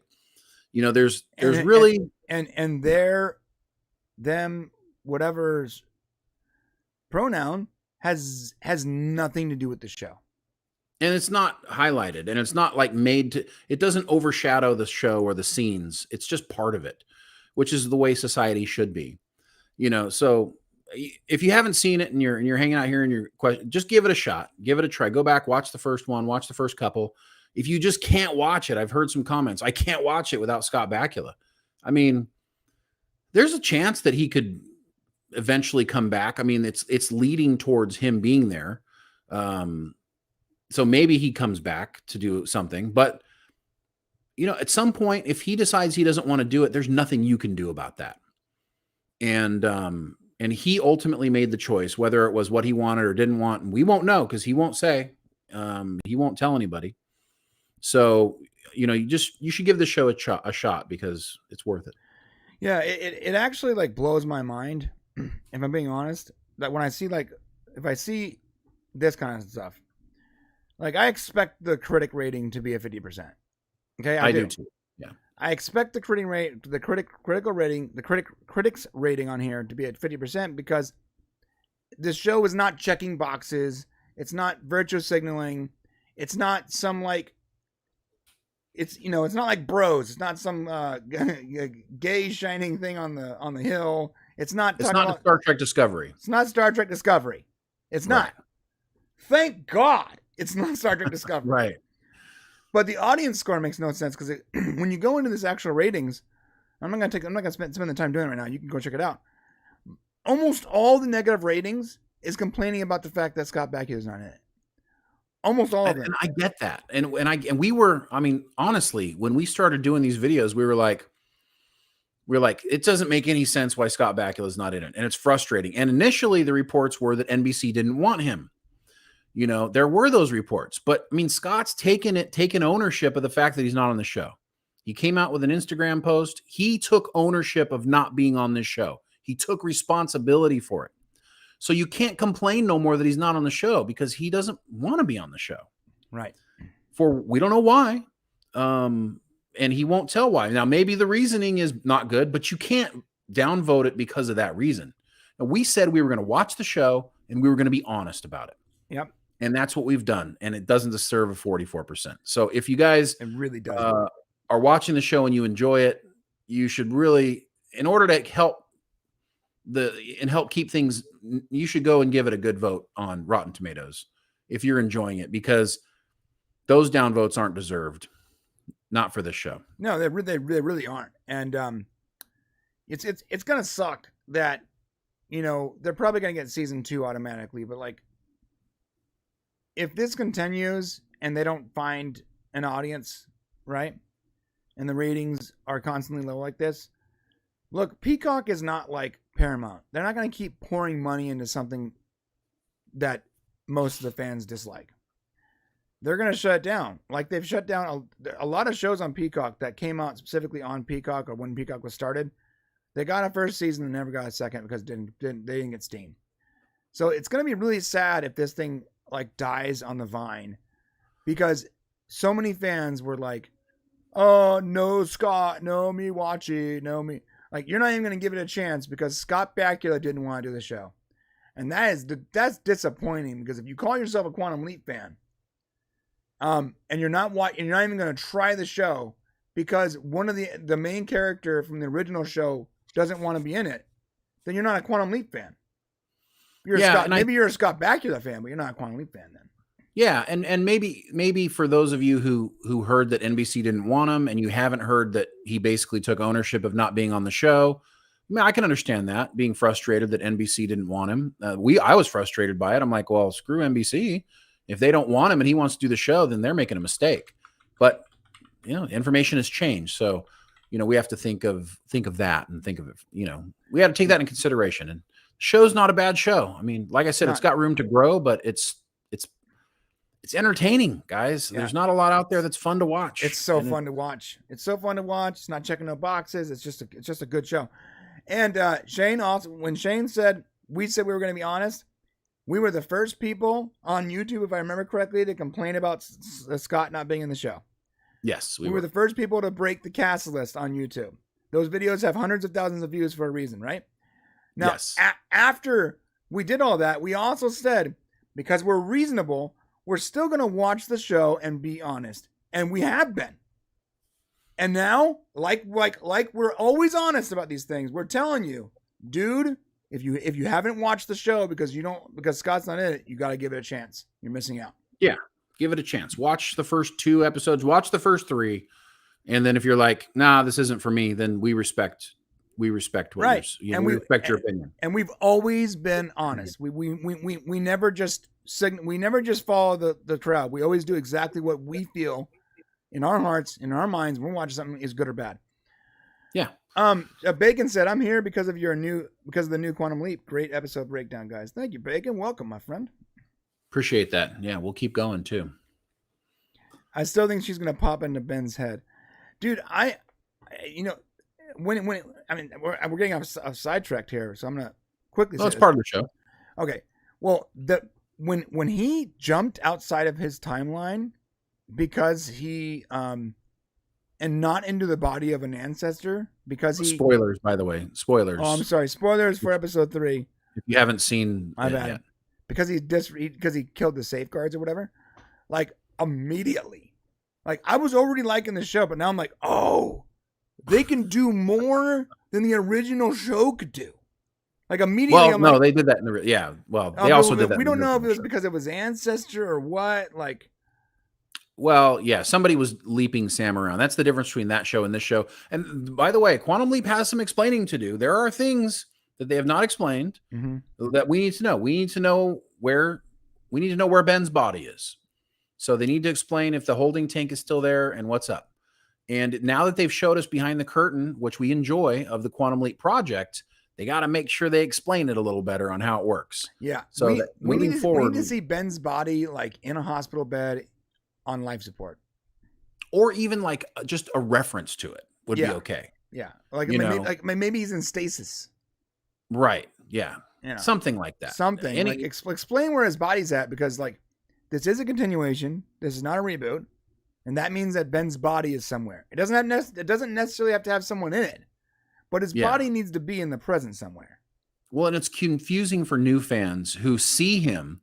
You got to remember, Addison doesn't see Ben. She sees whoever he's leaped into. We as the audience get to see Ben, but everybody else doesn't, so at some point somebody's gonna be like, where's he, what's going on here, so there does need to be a little bit of that explanation, I think. But yeah, it was really great with Janice coming back. I think Penny mentioned it. What did you think of the last episode with Al's daughter? Yeah, really great to see her. She's obviously trying to communicate with Ben, and we're about to see that, which is going to be cool. I don't know if she'll be in Ben's head, but she might have her own imaging chamber there that and she's going to show up maybe like Addison does. So I like what JW said. I really think Janice started the Evil Leapers. Ooh. I mean, it's a good theory. We're actually working out a few theories here for ourselves. You may see one come up. Like that's one of the things we're asking you to vote on. If you want to see Quantum Leap theories and things like that for the new show, we would love to cover it, but we got to make sure our fans like it. Did you see John's super chat? Oh, about the Spacey movies? Yeah. So he was talking about Kevin Spacey. That's my bad. Got it. Yeah, I know why they don't want to make remakes of Kevin Spacey movies, because Kevin Spacey is a creep. Right? Well, I mean, I don't know. I don't necessarily agree with that whole thing that happened. So you don't? I don't know if we want to get into the whole Kevin Spacey thing, but I want to. Okay, real quick. Just are we done with this? Let me stop this recording. Then you can go on your thing. Yeah. Listen, guys, hit the subscribe button in the comment section. Let us know what you guys think about Quantum Leap. And now let's talk about Kevin Spacey. Go ahead. So really quick, I don't know why a 17-year-old teenage boy in Hollywood is at a giant superstar Hollywood party for gay people. I know why.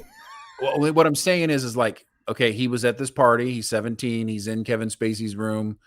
Okay, I get not cool. You shouldn't be with underage people, but there just was a lot more to that story. Like the whole thing was just weird to begin with. And you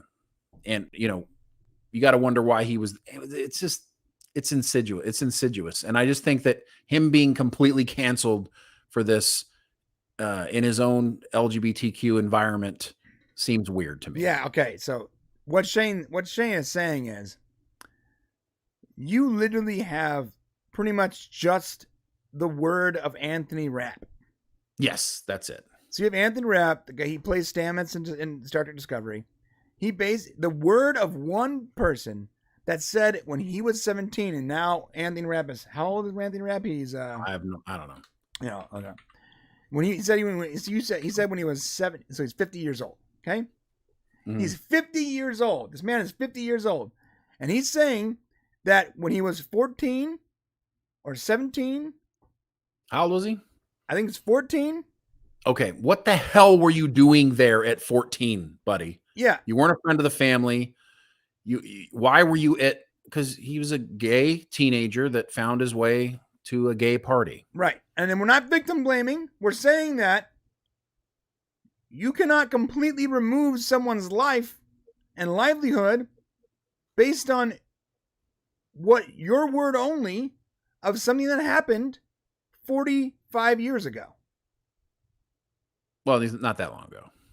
He's 50 years old. Yeah, so 30 some odd years ago. Oh, so it happened in 1986. When's that? Yeah, 30 some odd years ago. Okay, so it's fine. 30 something years ago. Either way, the reason why he's going after him civilly is because obviously the statute of limitations is way gone. And there isn't a single court in the land that's going to try to criminally attack someone based on someone's word from 30 plus years ago. So he's going to go after him civilly. The problem with this is whether he wins or loses, Spacey already lost. Yeah, no, that's true. And by the way, it's totally disgusting. So I mean, Yes, Spacey, but we don't know. We don't know anything. If Spacey did this with a child, then he's obviously a disgusting human being. Yeah, if he did that, he should be straight up. He should be murdered. They should But he line was him up against the canceled. wall like a firing squad should just shoot him multiple times. Yes, yes, true. But he was canceled before he was guilty before proven innocent. Right. So he was canceled and his career done because of the allegation. And that's not fair because Kevin Spacey is a great actor. And if he didn't do this, then it was wrong what happened. So right. So again, if he did it, he should be murdered in the street like a dog. 100%. But if he didn't, then he is getting ruined and he's getting ruined based on the word of a man 30 plus years later recounting his story from 14. And that's literally all anyone has to go off of. Well, and I don't think anything sexual actually occurred. Oh, that's a good point. I don't think, I think he was, yeah. And I got to look into, I don't want to say offhandedly, but I don't know. It wasn't rape. He's saying a sexual misconduct claim. Right. It wasn't actually that he was raped. It was, felt uncomfortable. He was in his bedroom. It's like, why are you in his bedroom? This is what he said. I'll tell you exactly what he said. This is from Barons.com. He said, during this testimony, Rapp agreed that there was no kissing, no undressing, no reaching under the clothes, no sexual statements or innuendo during an incident that lasted more than 2 minutes. He said Spacey had grazed the 14-year-old buttocks, lifted him onto bed, and laid partially on top of them while fully clothed. So Spacey has lost his pretty much his livelihood. He's lost his legacy. He's lost everything but his life. Based on a 50-year-old man's accounting of when he was 14 years old at a party where maybe Spacey was inappropriate. Now listen, if Spacey's a jerk if this is true, but you're basing it completely on the word of one person. Yeah, and it's just weird. I mean, listen, okay, there's so many weird things here. Like, A, he's 14. A, he's at a adult party. B, C, he's in his room. D, they were all drinking, I'm sure, and having things going on. Drugs, probably. It's the 80s. I'm sure there's cocaine flowing. So there's a whole lot of bad things happening here. And it just, to me, I felt like he was prosecuted or persecuted before any evidence came through. So, hey, maybe he's guilty. Maybe he deserves everything happening. But in my opinion, it felt like just another, Me Too allegation that was unsubstantiated. So, yeah. So on top of it, Spacey was dropped from all of his projects and then ordered by a court to pay the studio $31 million for breach of contract. So not only did he lose all of his jobs, but he had to give Netflix $31 million for being breach of contract because Netflix fired him. Yeah. So Do you understand how insane this is? Like, before he's even been charged of anything, civilly, not criminally. Like, wait for the court to finish its proceedings before you tack this man with a $30 million bill. Oh my God. I wouldn't be surprised if we got a report. Like, I honestly, and in no way it's not funny. I'm not making a joke right now, but I wouldn't be surprised if Kevin Spacey committed suicide. I wouldn't be surprised.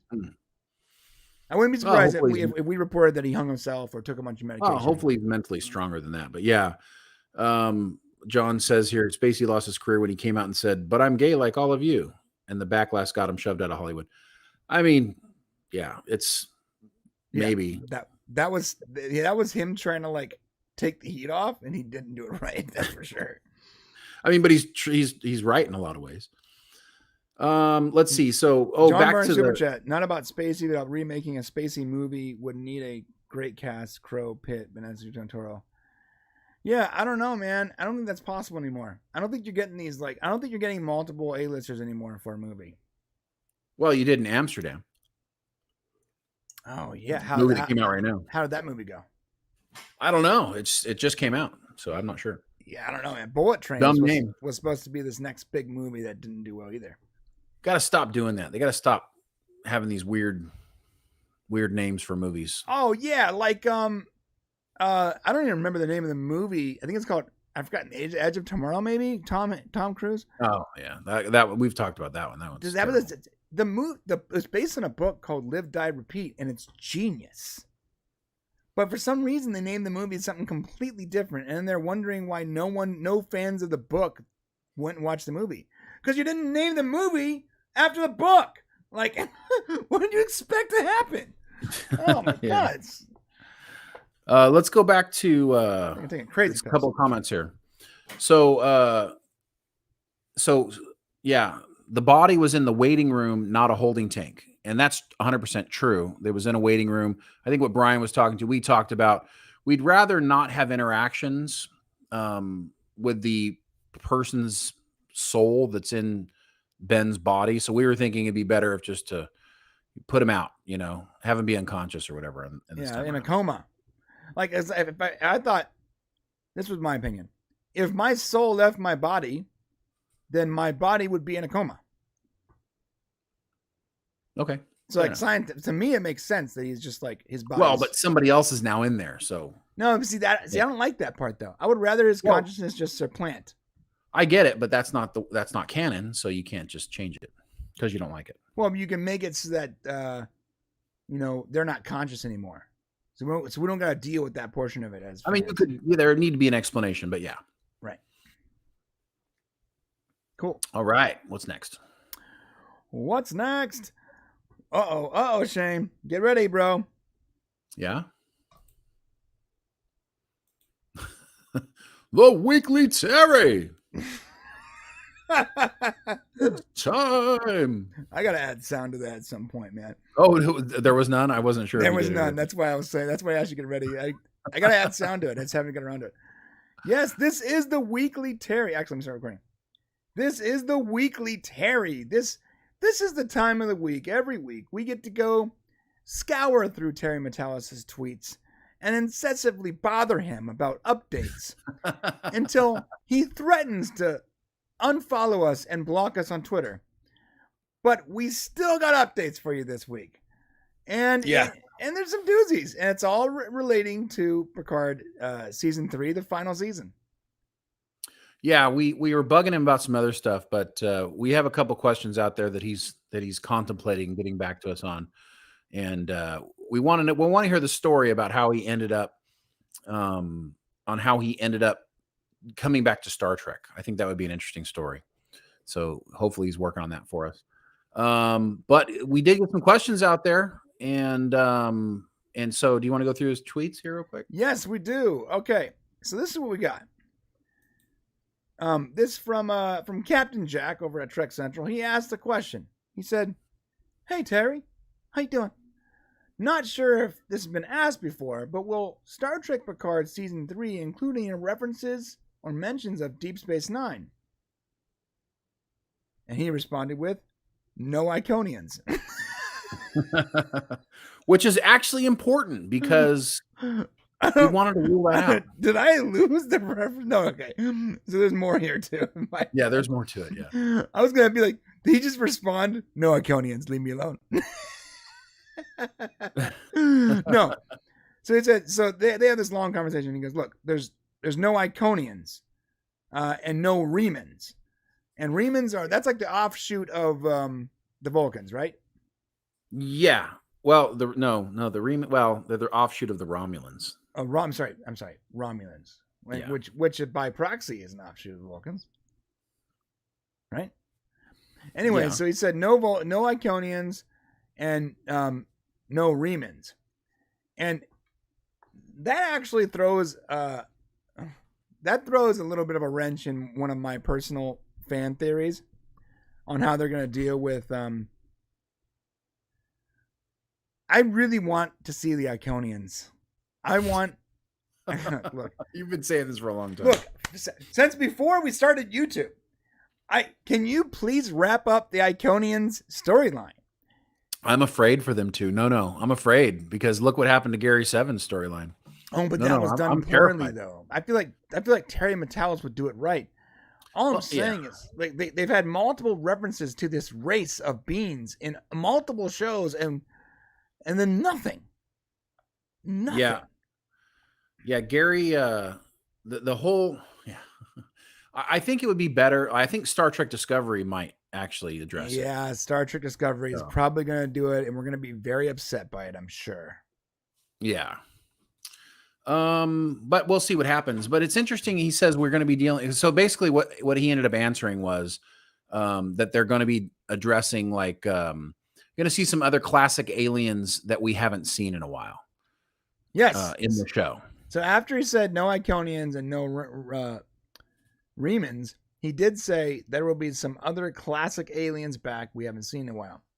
Real quick, Archmage said Remans aren't an offshoot of Romulans. They're another race that lives inside the Empire. Yes, you're right. My bad. I guess they lived inside their system. And Discovery is doing Iconians. Well, we don't know that yet. We think that they're doing Iconians, and we hope they aren't. but we think they are. Yeah. Yeah. All right. So what classic aliens have we not seen for a while? Well, I mean, it's really hard to say because it's like when you look back at Trek. I mean, we saw the Gorn, so we know it's not going to be any Gorn. And the Gorn. What important classic aliens? I think it's going to be a surprise to us. I think we're going to go, oh, I forgot about those guys. Or I forgot about those aliens. It's not going to be any of the ones that we've seen recently on Star Trek Strange New Worlds, right? Yeah, we've seen So a bunch. there won't be any antenna friends. No Andorians. I mean, we might see those, but like what he's teasing is classic aliens we haven't seen in a while. So, I mean, if that's the case, there are some, but we have seen a lot in recent Strange New Worlds and Discovery. We've actually seen a ton of them. So he might be referencing. I like the idea of the Binars. I mean, I don't like the race, but I like the idea of revisiting them. And there's some other really cool races. And I think that the villain of this season is actually a race we haven't seen before in a long time. But I don't want to blow that because I think we're doing a video on that at some point. I hope so. And so I'm trying to stop talking. Yeah. But I do think that the main antagonist of this final season is part of a race we haven't seen in a while. All right, fair enough. And I just stepped through that minefield of not giving anything away. I was like, nice. expertly done. In my mind, I'm like, good job, Brian. In reality, I'm like, I just hope it's not some periphery aliens like that we saw. I hope it's something with some meat and potatoes, some aliens that we have some backstory on. dude, I want to see a return to the half white, half black face aliens, Yeah, sure, that'd be great. but now they're just gray. they've all intermingled. They've all intermingled, so they're all just gray aliens. That's hilarious. That'd be hilarious, though, right? That'd be sort of genius. Yeah, kind of. Right? I mean, what do they say? They said that people always say that at some point we're all just gonna be one color, right? Yep, just a shade of brown. Just some shade of tan somewhere. Yeah, Terry, of course, I think 12 Monkeys came to a finale recently, right? Not recently, but it did come to a finale. Yeah, and I think there was a lot of commenting about that. I want to go and watch that all the way through next. And you guys should get excited about Picard season 3. I know we're still a ways out. We'll keep dropping some Terry news as it comes out. But I feel like it's going to be good, man.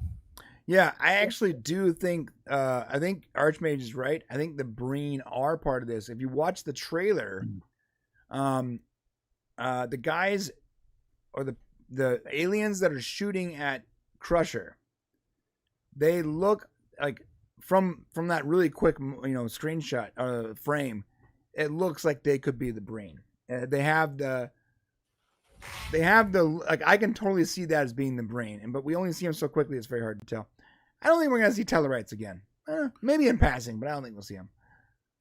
As long as it's not those guys from Voyager. Because there's Tellarites in Lower Decks. Which guys? Oh, you mean the Kazon? The Kazon. Oh my God, Kazon, dude! How much Don't of a let it be the Kazon. how much of a god would Terry be if he brought the Kazon back and actually made them awesome instead of the worst possible race in the history of science fiction? Impossible to make them awesome. They're forever. They need to be forgotten. That's yeah. it. Do you guys remember the Kazon? Am I the only person? Okay. If you are forgetting this ridiculous race of aliens, quick tangent. People complain about modern Star Trek. Like, modern Star Trek is not written well. It's poorly. They have all these problems with like how it wouldn't work scientifically and how it doesn't make sense. And a lot of those points are valid. In fact, we've been those people too. We've criticized it. But you cannot criticize modern tech and then uplift legacy Star Trek with characters like this. Like, look at this ridiculous, stupid alien. And to make it worse, well, it's not that they look stupid as much as, I mean, that's part of it, but it's their situation. Right. To make it worse, yeah, they look stupid, but they are somehow space-faring, warp-capable civilization with the IQ, with a room temperature IQ, and no ability to get water on their own. Yeah, that was tough. Like, oh my God, this has got to be the worst race in the history of Star Trek in general. And I gotta say, even though they were in Voyager's still my favorite show. So all right. You can like things show, about a show and dislike things about a show and still overall like the show. Remember that. I think we've lost that. Like, the second a show pisses you off, people are like, "Oh, I'm done." They just walk away. Like, we're in this weird place. Like, fans can't be fans anymore because like they're trying to pick a side versus like actually be a fan of something. Again, yeah. Worst race in history of science fiction is the Kazon. I have another Terry thing here. So after he made that comment about safety not being guaranteed, I know we talked about that last week on the Terry show. He basically said, safety not guaranteed for any of the TNG people coming back. And we were like wondering if Picard's going to die, right? This person on Twitter said, at Terry Matalis, I know you're trying to be funny and have tweets about season 3 of Picard, but TNG literally saved my life and Troy and Riker are my heart. So making jokes about killing the cast are not funny and actually just cruel. Okay, so I just want to be really clear.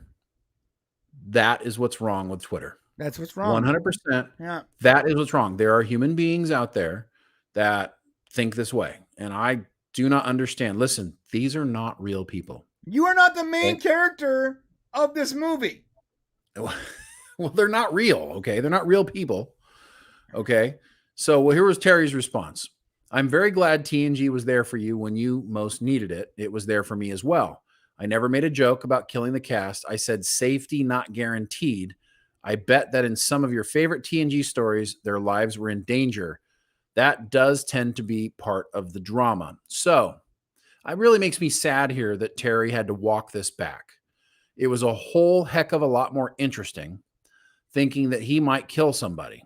But because a fan was upset or somebody was upset that he said it, he had to walk it back. This is a problem with social media. Nobody has to apologize for what you say. Okay.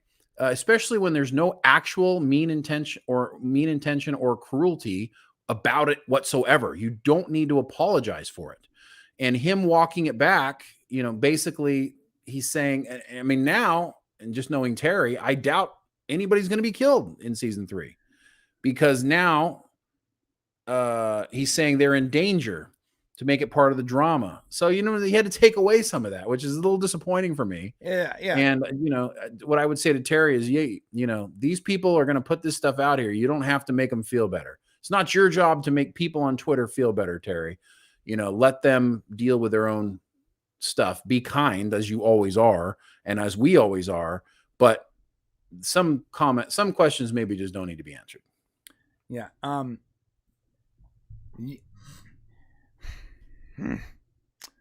These people annoy me so much. Not only are they obviously overtly, either they're so sensitive that I'm surprised they're able to function in real life, or they're literally just putting type onto screen on the internet for some kind of clout or attention. And let me tell you, maybe you're not the main character of this story. You are a peon in the grand scheme, in the grand tapestry. No one can even see you. And I cannot believe for a minute that a person like that in real life goes throughout their real life that sensitive. I can't believe for a minute. And if that's the case, then they need mental, clearly they need like a psychiatrist. They need mental help because no one can possibly be offended by that. It's the silliest, stupidest nonsense I have ever seen on Twitter until 5 minutes later when I see something else. And then 5 minutes later, I can't believe, man. So no way people on social media are that sensitive in real life. No way. I mean, they called him cruel for the comment. I mean, it's like you're right. They don't have a sense of reality, or something's not clicking. If you think he's being cruel and that he's joking about it, then it's possible that they just don't understand. Maybe they put the wrong. I don't know. It was pretty obvious to the rest of us. So in the 90s, you guys remember this? In the 90s, we used to call people that talked a lot of trash online, we used to call them e-thugs, right? Right. Well, now there's a new word. E-victims. E-victims are the e-thugs? Yeah. So we used to have e-thugs. Like, we used to have, like, a 15-year-old getting on there playing Counter-Strike or whatever. They're like, yo, I'm going to bang your mom, bro. You're nothing. I'm gangster. The e-thugs, right? The keyboard warriors. Well, now it's a bunch of e-victims. Everyone crying about how they're offended or they're upset or don't joke about this or don't joke about that or don't use that word or how dare you or use this correct pronoun. All right. Maybe you don't have the mental acuity to be online then. If you're a victim of everything, then my friend, you shouldn't be here. You shouldn't be here because you are not strong enough mentally to not get offended by Terry freaking Metalis. That's crazy. Nicest person that I've ever seen in Hollywood. It's crazy. It's well said. And that was your Weekly Terry. The Weekly Terry. Hey, subscribe and like on the way to the comment section. Let us know what you guys think. Were you offended by Terry's insensitive comments? Let us know. Comment section below.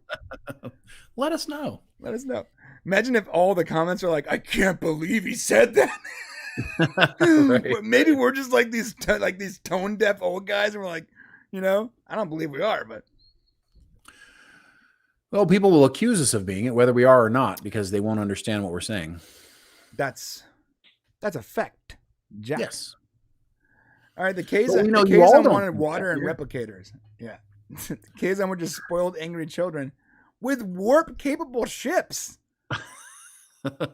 Right? Like they can travel in space, and they didn't know how to do anything. Yeah. The worst. Yeah, the Vidians. That wasn't that the race where they stole body parts? Yeah, their skin. Yeah, those guys. They creep me out. They were creepy. I didn't like those guys. Yeah. There was a lot of Voyager aliens I didn't really like. Although species was 8752, whatever it is. My favorite. That's my favorite right there. Yeah. You know why they're my favorite? Even the 'Cause they're Borg were OP? afraid of them. Yeah. Right.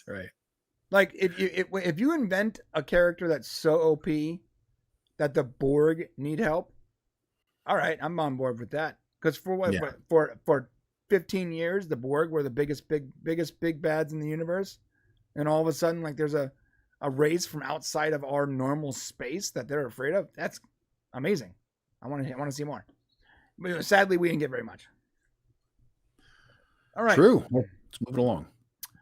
Oh, speaking of Shane, do not forget, my friend, that there is that Comic-Con, New York Comic-Con is happening this Saturday and Sunday with Star Trek Picard casts, including Terry Matalas. We will be paying attention to that. Yes. I forgot to remind you earlier, and I didn't want to forget. Thank you. Okay, man. What's next? All right. Okay. So this what I'm going to tell you next, it deeply saddens me. Okay. Let me just set this up real quick so that you understand.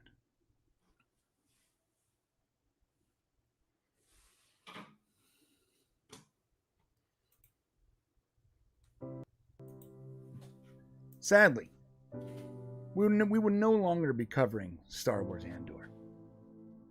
Oh, Andor, yeah. And I'm playing funeral music right now. Not because Andor is a bad show, per se. It's because it's not a bad show. But it's also not a good show. It's just sort of there. And there isn't much for us to review. And we realized this when we were watching last night's episode and getting prepared to do a live stream.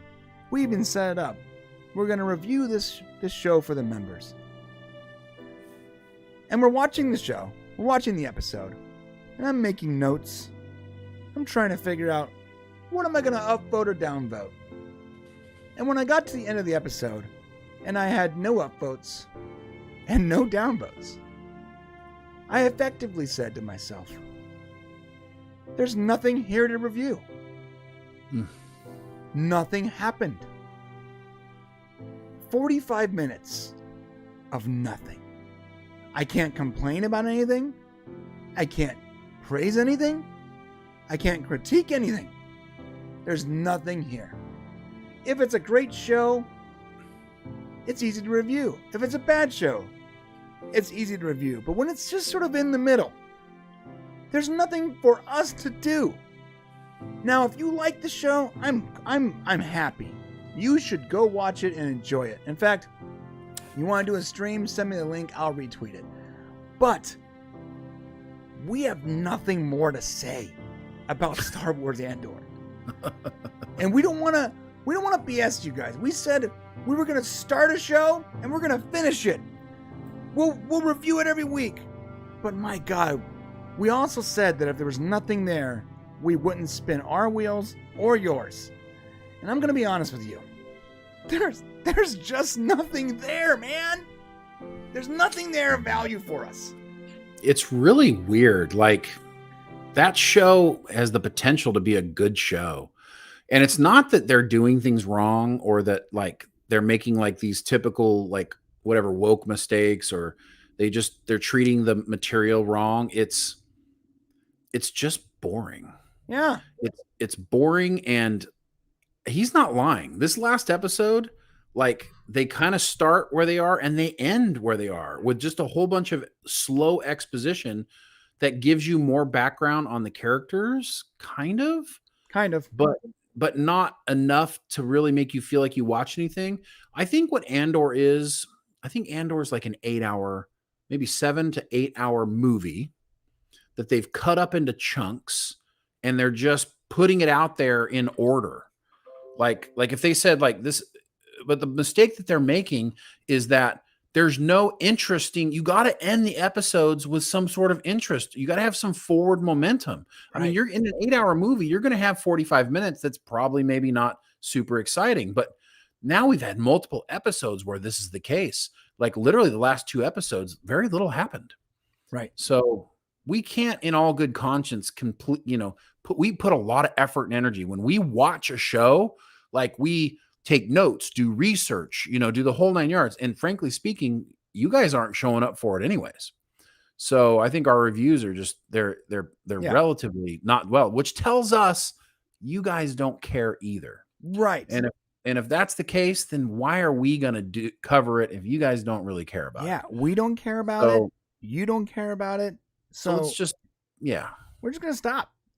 So we'll have some stories on it down the road where we'll kind of talk about maybe where they're at or what's happening with Andor, because we don't want to forget Star Wars altogether. But at the same time, I think we're done following it this closely. Yeah. Anytime you ever hear like those people that are like stuck in life, they're like, I don't know what to do, man. I can't do this. I can't do this. I'm always like, you know what? Just stop. Yeah. Just stop doing whatever you're doing. That ain't working out. And I try to take that advice. And I gotta be honest, I'm so happy because Shane originally suggested we stop doing it. And I was gonna suggest it to him after, and I was gonna do the review. But then after the review, I was gonna be like, Shane, you realize this review has no no value. Like nothing happened, right? And we didn't like it, and the audience is not liking it. No one likes this. No one dislikes either. Like, so you have two ways people view. They watch something because they like something or because they dislike something. But people that are in the middle, that are apathetic, don't view anything. Yeah. It's sad. I mean, because there's some great characters. Cassian, I like him. Luthen, I like him. I want to know more. But Tony Gilroy is just, he won't move the show forward. Like, No, he won't. Okay. Just won't. And I'm like, God, help us. So that said, if you're one of the 30 people that came here for an Andor review and you're not happy that we're not giving it to you, I truly apologize, and I hope you stick around for other stuff because we have a lot more to offer. But that, sadly, will no longer be one of our offerings. Yeah, we'll keep covering Star Wars, but no more reviews of Andor. Yeah. All right. Hit that subscribe button on the way to the comment section. Let us know what you guys think about Andor. Are we making a mistake? Is it the greatest show ever and we just don't know? I don't know. But let us know. No, I know. No, because you can tell me, even if you tell me it's the greatest show ever, I'm not going to believe you. I know. We have some friends, though, that are like, dude, oh my God, Star Wars Andor is doing it right, huh? And I'm like, are we watching the same show? Not doing it wrong doesn't mean you're doing it right. Yeah, see, that's a good point. Not doing it wrong doesn't mean you're doing it right. Right. Because they're not doing it right either. They're just sort of, they just sort of exist. Yeah. It's the worst kind because there's nothing to talk about at all. All right. Speaking of things that we're going to stop talking about pretty soon, She-Hulk. Yay! We're almost done. No, we have a lot more to do, actually. No, She-Hulk. Oh, yes. We're almost done with She-Hulk. We're almost done. We can zoom through this one. See, here's the thing. Oh, man. This show, I wish it was a little better so that it would be worthy of just stopping. Because it's like either it's funny or it's bad, but there's always something to sort of talk about. This show is so weird to me. It's like it could have been better, but I don't think it could have been with the team they had to make it. And it is true to the comic books, but it's also not topical in any way. And when they are topical, it's almost offensive. It's very hard. So like the show is made for, I used to think it was made for ladies, but I no longer believe that now. I think it is made with a female perspective, but it's made for, I would say, teenagers and young children. Like it has that feel right up until she had the, how do I want to put this? The self-gratifying joke, or not self-gratifying, the eruption joke, the climatic joke that she had when she was with Daredevil. She basically said she's satisfied. Yeah, she said she had an orgasm. See, this show is not for kids, so we're okay. Well, I'm like, here's the deal. Like, my kid was watching that show. Right. Yeah. So I'm like, my 13-year-old, which I'm sure he's probably thinking about stuff like that. But the point is that it's not appropriate. So if he's really into green chicks all of a sudden, you know why. Disney Plus, come on. You should not be having jokes like this if you got a show for kids. Yeah, see, I knew it was off the rails though when they had Megan the Stallion on and she was teaching She-Hulk how to twerk. Look, Megan the Stallion is pretty much she's just a porn star. She's a porn star with a music career. That's all she is. So like if Disney is going to hire a porn star to play herself, she's not playing like another character, then you're effectively, I know she's not a porn star, but in this day and age, there's no such thing as a porn star, but it's nowadays it's like, if you have an OnlyFans and you twerk for a living, okay, you're pretty much a porn star. I don't know what to tell you. And so they're basically just endorsing Megan the Stallion, and they're promoting Megan the Stallion to kids when I had never seen a Megan the Stallion music video that shouldn't be age gated. So, right. I mean, it's just kind of weird, man. I mean, they talk about her. I mean, she's constantly sleeping with like every dude that shows up. So it's like, okay. Right. I mean, more power to the gals who want to shake it out. But, but they did have Doomcock in this episode. I don't know if anybody noticed that.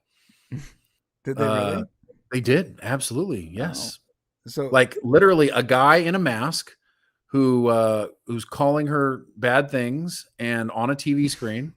It really happened. Like, remember they were talking about that website? Yeah, the intelligentsia. Right, the incels or whatever, or the. So they must have seen a Doomcock video, and then they're like, that is the villain of the season. It sounded like him, Brian. It sounded like Doomcock? It sounded like him. It was weird. I mean, it was like, I'm like going, what? They really did. She-Hulk is also a slut. That's what they said. And Kathleen Kennedy. No, Doomcock, not Kathleen Kennedy. No, he said that word, like she's a slut. Yeah. On the show. So it's like, I was like, oh wow. Number one, Doomcock's gonna be talking about this. I am certain. Oh today, yeah, Doomcock's stock just went way up.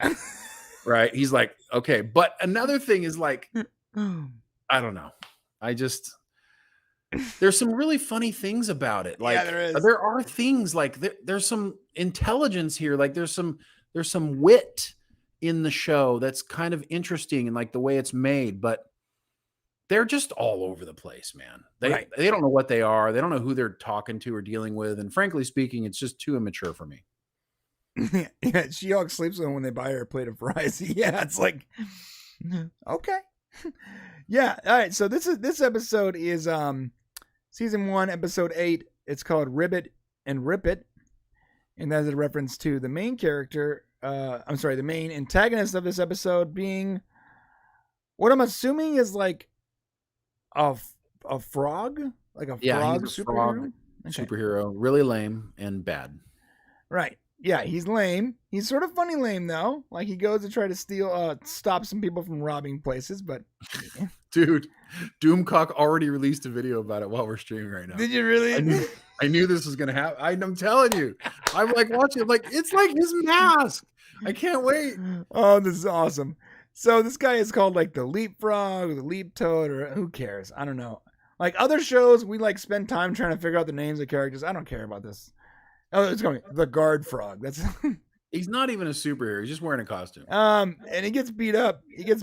And he's upset that his boots, his suit caught on fire. So he goes to She-Hulk and he wants her to represent him in suing the person that makes the superhero costumes. Right. Which is a problem for her because that person also makes her stuff. Right. Yeah. So she goes to that guy and she's like, "Hey, buddy, sorry, man, but you got to deal with this. Your suit malfunctioned and hurt this guy." And he's like, "How dare you? My stuff doesn't malfunctions." He canceled her or fired her as a customer, and now she's got to go to court against her superhero, costume maker or whatever it's called. I don't know. And the problem is he's making a gown for her, and this is how like this is made for ladies or somebody else, because like this moment when he like rips the dress apart, it's like really hard for me as a guy to like relate to how emotionally connected to that dress I'm gonna be. Yeah, it's Leap Toad. Thank you. Yeah, I don't care about the dress. Like, I don't care. She's upset. I'm like, and that's right. That means something to you. Doesn't mean anything to me. It's like, can't you just go down to Penny's and get something else? Like, guys, we don't appreciate that. Yeah, if you rip my T-shirt, I'd be like, "Oh, dude, give me one of the other 14 I have." Right. I don't know. But we did get Murdoch, the Daredevil, from the Netflix show, in this show, and that's actually sort of a big deal. This is the original actor that played the character from Netflix, which means the MCU proper and the Disney version of MCU are in the same universe. And we knew that from the Spider-Man movie, but it was but the Spider-Man movie was weird because of multiverse stuff. Like this sort of confirms it, which is cool. It's cool. It's cool. It's upsetting as an Agents of S.H.I.E.L.D. fan. Yeah. It's upsetting. Yep, but you're in trouble there. You want to acknowledge the Netflix shows, fine. That's fine, I guess. So She-Hulk, attorney at law, is obviously going to go up against Matt Murdock, Daredevil, lawyer extraordinaire. He owns her, right? And they figured out that basically the guy's an idiot. He put jet fuel in his boots or whatever, and that's why he caught on fire. So she lost the case, and she goes out to dinner or drinks with Matt, and they're into each other and. He buys her some fries. So you know what happens when you buy She-Hulk some fries. Yeah. Go ahead. That's it. No, they did it. They went and she immediately slept with him. Pretty much. So, I mean, I'm not saying that guys wouldn't do the same thing, but yeah. No shame. I'm not slut shaming. Do your thing, girl. I'm just saying I don't think my kid needs to know it, but okay. Yeah. Get your bag. All right. So now Leap Toad or Leapfrog or Guard Frog or Frog God, whatever. The idiot's name is, I don't care. It's not important enough to remember. The frog-themed character called She-Hulk because he's Kermit. Let's call him Kermit. Kermit the Frog calls She-Hulk because he's being attacked by Daredevil. She doesn't know right now that Daredevil's like the good guy, or that Daredevil, the guy she slept with. I don't know if she slept with her yet. I think does that happen now, or is that after? I think it's right after this. Oh, it's after this. Never mind. Sorry. So he's trying to explain that the guy is the bad guy actually, and she actually kicks his butt, which is appropriate. If Daredevil had won that fight, I'd be confused because that wouldn't have been good. Right. She takes his mask off, discovers it's Matt, and that's okay. Then now it's time to get freaky in the. Well, they do say when you exercise, your endorphins are up higher, and you're more likely to want to have sex. That's why I never want to have sex, probably. Because you don't exercise enough. That's it. Now we find out that frog guy, tree frog guy, whatever, basically kidnapped a fashion dude that makes the superhero costumes, and is forcing him to make him a costume. And he has goons, and we find out the difference between goons and henchmen. Which I guess that's valuable information. A goon is someone who's paid to be there, and a henchman is someone who believes in the cause. That's fair. I didn't really ever think of that. Neither did I. So they're goons, and they decide to work together to stop, to get back fashion guy from Frog Dude, and I like how the name of his secret hideout is called the Lily Pad, and it's literally in neon. That's awesome. His secret hideout is there's a giant neon sign that says the Lily Pad. My God. So these are all funny things, and it would be funnier. Idiocy. Right. But it's just not. And she breaks the fourth wall, and she's talking about how it's not, the last episode's next week, and she goes to the gala. And then enter Doomcock. Right? Doomcock. You got to go back. You missed it. I'm sorry. I'm trying to find it. This is like that revenge porn thing, I'm sure. Almost there. Go forward from here a little bit. No, go forward. Okay. Now go. Yeah, you're about to see it. And he's like, she's a slut, or whatever he said. Kathleen Kennedy. No, Doomcock. She-Hulk. I mean She-Hulk. You got to just play it right here because it's coming up. And she's a slut. You see it on the screen there. Yeah. And she's also a whore. Here we go. Yeah, and like the guy that she took home immediately after he bought her some fries, remember at the... Oh, yeah, That's my new thing, like, yo, babe, you want some fries? Thanks, guys. I'm going to say that from now on. I'm going to ask my wife. That's my secret code. Hey, want some French fries? You might be able to trick her into some accidental coitus. Oh, that's why they always say hired goons. Oh, yeah. That's a good point. They never say hired henchmen. That's true. Yeah, and I don't see Doomcock yet, dude. I know. Maybe it's got to go a little further. He's speaking. You can hear him speaking. Oh. No, you see the mask. I'm afraid of getting a copyright claim. You must have missed it. All right, well, whatever. We'll find it. We'll put it on the thumbnail. Oh, we gotta show it here. No, I don't know where it is, dude.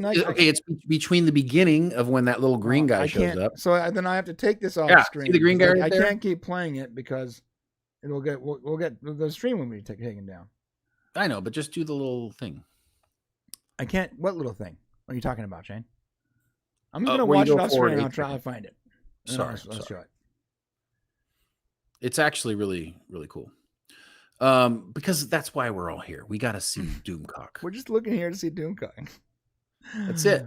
I mean, the mask, because you got to see the mask because it's like it's only on screen for a few seconds. So if you don't, but it's in between before they show the video of her doing nasty stuff and the green guy. It's right in there somewhere. And the green like emoji or whatever. Yes, it's between those 2 points. Yeah, I found it. All right, Kathleen Kennedy. There it is. Okay, now let's compare them. Ready? Yeah, well, let's bring up the Doomcock actual mask. Okay. All right. So here is the Doomcock mask being worn by Doomcock. All right. Oh, okay. And here is the masks in the show. Pretty close. It's similar, dude. Yeah, you have like the blocky sort of like chin area and all that. It's definitely similar. They would never, duplicate it, but you mean the voice? I don't know. No, it's so it's using like these sort of like Max Headroom's kind of like sci-fi masks, and it's using the same voice, like I'm the artificially lowered voice. Right. And it sort of sounds like this, like I might be an incel douchebag. No, I can totally see the writers, and they're on Twitter all the time complaining. In fact, they've responded to Doomcock multiple times. I can totally see them like basing a character on Doomcock. And if that's the case, you're famous. Congratulations, Doomcock. Yeah, you're famous. You have made it, my dude. There you go. You're on Disney Plus, Doomcock. You're on Disney Plus. Oh yeah. So the hot doctor, they split fries at the wedding. That's what it is. That's the secret. Once she eats French fries, she's gonna sleep with that guy. All right. That's how they mark. They mark who she marks her victims, I guess. Yeah, she gets really upset because like they're showing like her sleeping with the guy and she smashes the TV or whatever. And Oh, and then of course they get mad at her. yeah, everyone's mad at her. Like, They let the guy go. yeah, I'm not sure why. Why are they mad at her? Because she's Well, probably because she's breaking everything. I mean, like, she didn't want people to watch her have sex on camera. Seemed pretty reasonable that she broke the TV. Yeah, it's a reasonable thing.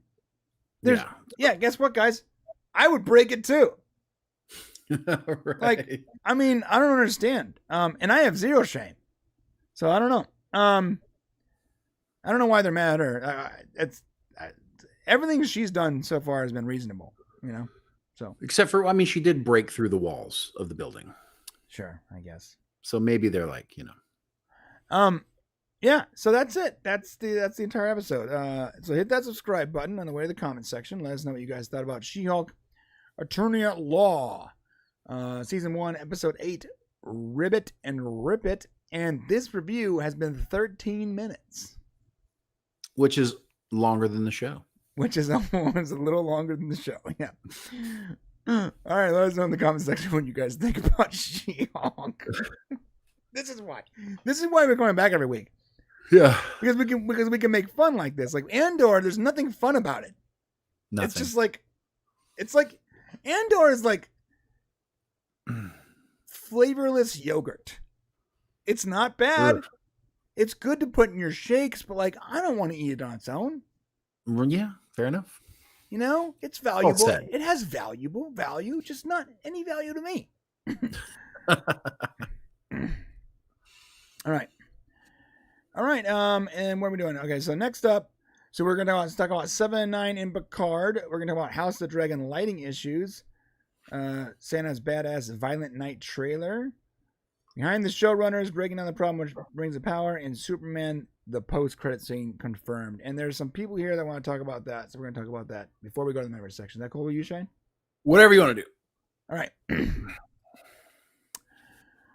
Shane, I need you to do the voice. All right, everyone. It's that time again. Superman Watch 2022.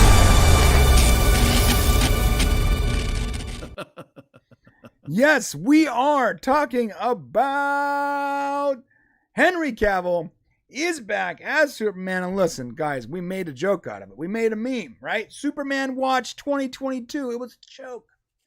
We kept reporting every time someone would talk about Superman in Black Adam or Henry Cavill coming back as Superman, we would talk about it. And we would rip the stinger, and we'd have a good old time fantasizing about how great it would be to have Henry Cavill back as our favorite superhero. But guess what? The meme is now reality. Because the screeners in Mexico, and I'm not sure why there are screeners happening in Mexico, but they have confirmed. Yeah. They have confirmed Henry Cavill is reportedly returned as Superman in Black Adam with the John Williams classic theme playing behind him. Dun, dun, dun, dun, dun, No. We are playing that. We're playing. I don't know that. if you can. We're gonna play a little bit. We have to play a little bit of it. Okay. So I want you to imagine this, guys. Okay. Imagine Black Adam, and he hears a voice. We need to talk. And he turns around, and floating, hovering just off screen, the camera pans up the legs, and you see that blue and that red suit, the iconic suit, and you hear this.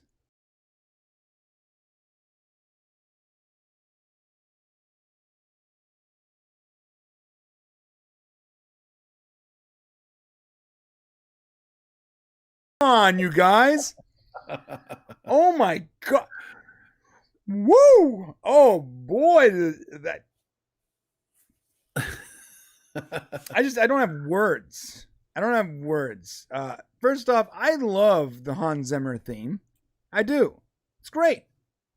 But I also love the John Williams theme. And if you were asking me which theme is Superman and which one's not, or which one is the appropriate Superman, I would say it's the classic John Williams. Now, you can update if you want, add more, whatever, but that tune, dun, dun, dun, dun, dun, dun, dun, dun, that is dun, dun, dun, dun, dun, dun, Superman, dun, dun, dun, dun. That's what that is. Yeah. That's Superman. That's Superman, bro. Period. The end. Now, Hans Zimmer's great. Hit the theme for Man of Steel, fantastic, awesome. I play it sometimes. Like, I'll be working and I'll be playing that. But the John Williams theme, dun dun dun dun dun, is the theme, and we're gonna get it according to this. Unless the ultimate troll of all time, we're gonna get it as a post-credit scene in Black Adam. And I don't know what more to be excited about. The fact that they're using the iconic blue and red colors, like the vibrant colors. The fact they're using the John Williams theme. The fact that The Rock somehow, you clever bastard, you somehow pulled it off. You somehow got Henry. If this is correct, then The Rock has so much more juice than we thought he did. This guy was able to pull off getting Henry Cavill back in the DCU, and then just when it couldn't get any better, you guys, we then have reports of Henry Cavill, Ben Affleck, and Gal Gadot having lunch in Los Angeles. And Henry Cavill has the dyed black hair and the Superman haircut. You guys have to understand, Henry Cavill doesn't actually dye his hair black. So if he's rocking the same haircut and the black hair, it's for a purpose. He is having lunch with the big DC3 in LA. They don't live in Los Angeles. Why would they be there, Shane? Because they're in Black Adam? Because they're in Black Adam. That's not that. Because they're talking to the studio. They're doing their job. Okay. So I'm sorry. I just smacked my mic. I was like. Well, also apparently Amanda Waller is in the post-credit scene, which means Suicide Squad stuff. Yeah, Amanda Waller apparently is the connective tissue between Black Adam and the rest of the DCU. Which makes sense, because at the end of Peacemaker, it was Amanda Waller that got the Justice League to show up, even though they didn't need to be there, remember? Yes, good point. So Amanda Waller has the ability to communicate with the Justice League. And so that, I mean, we should have known when we saw her in the trailer that she was going to, like, why else would they put her in there? Like, it's just a nod. But, you know, there's two ways to get fans. You can excite fans and then let them down, and then you might have made some money, but you've effectively ruined your entire IP. Or you can excite fans and actually deliver. And then when you do that, then they'll be fans for life.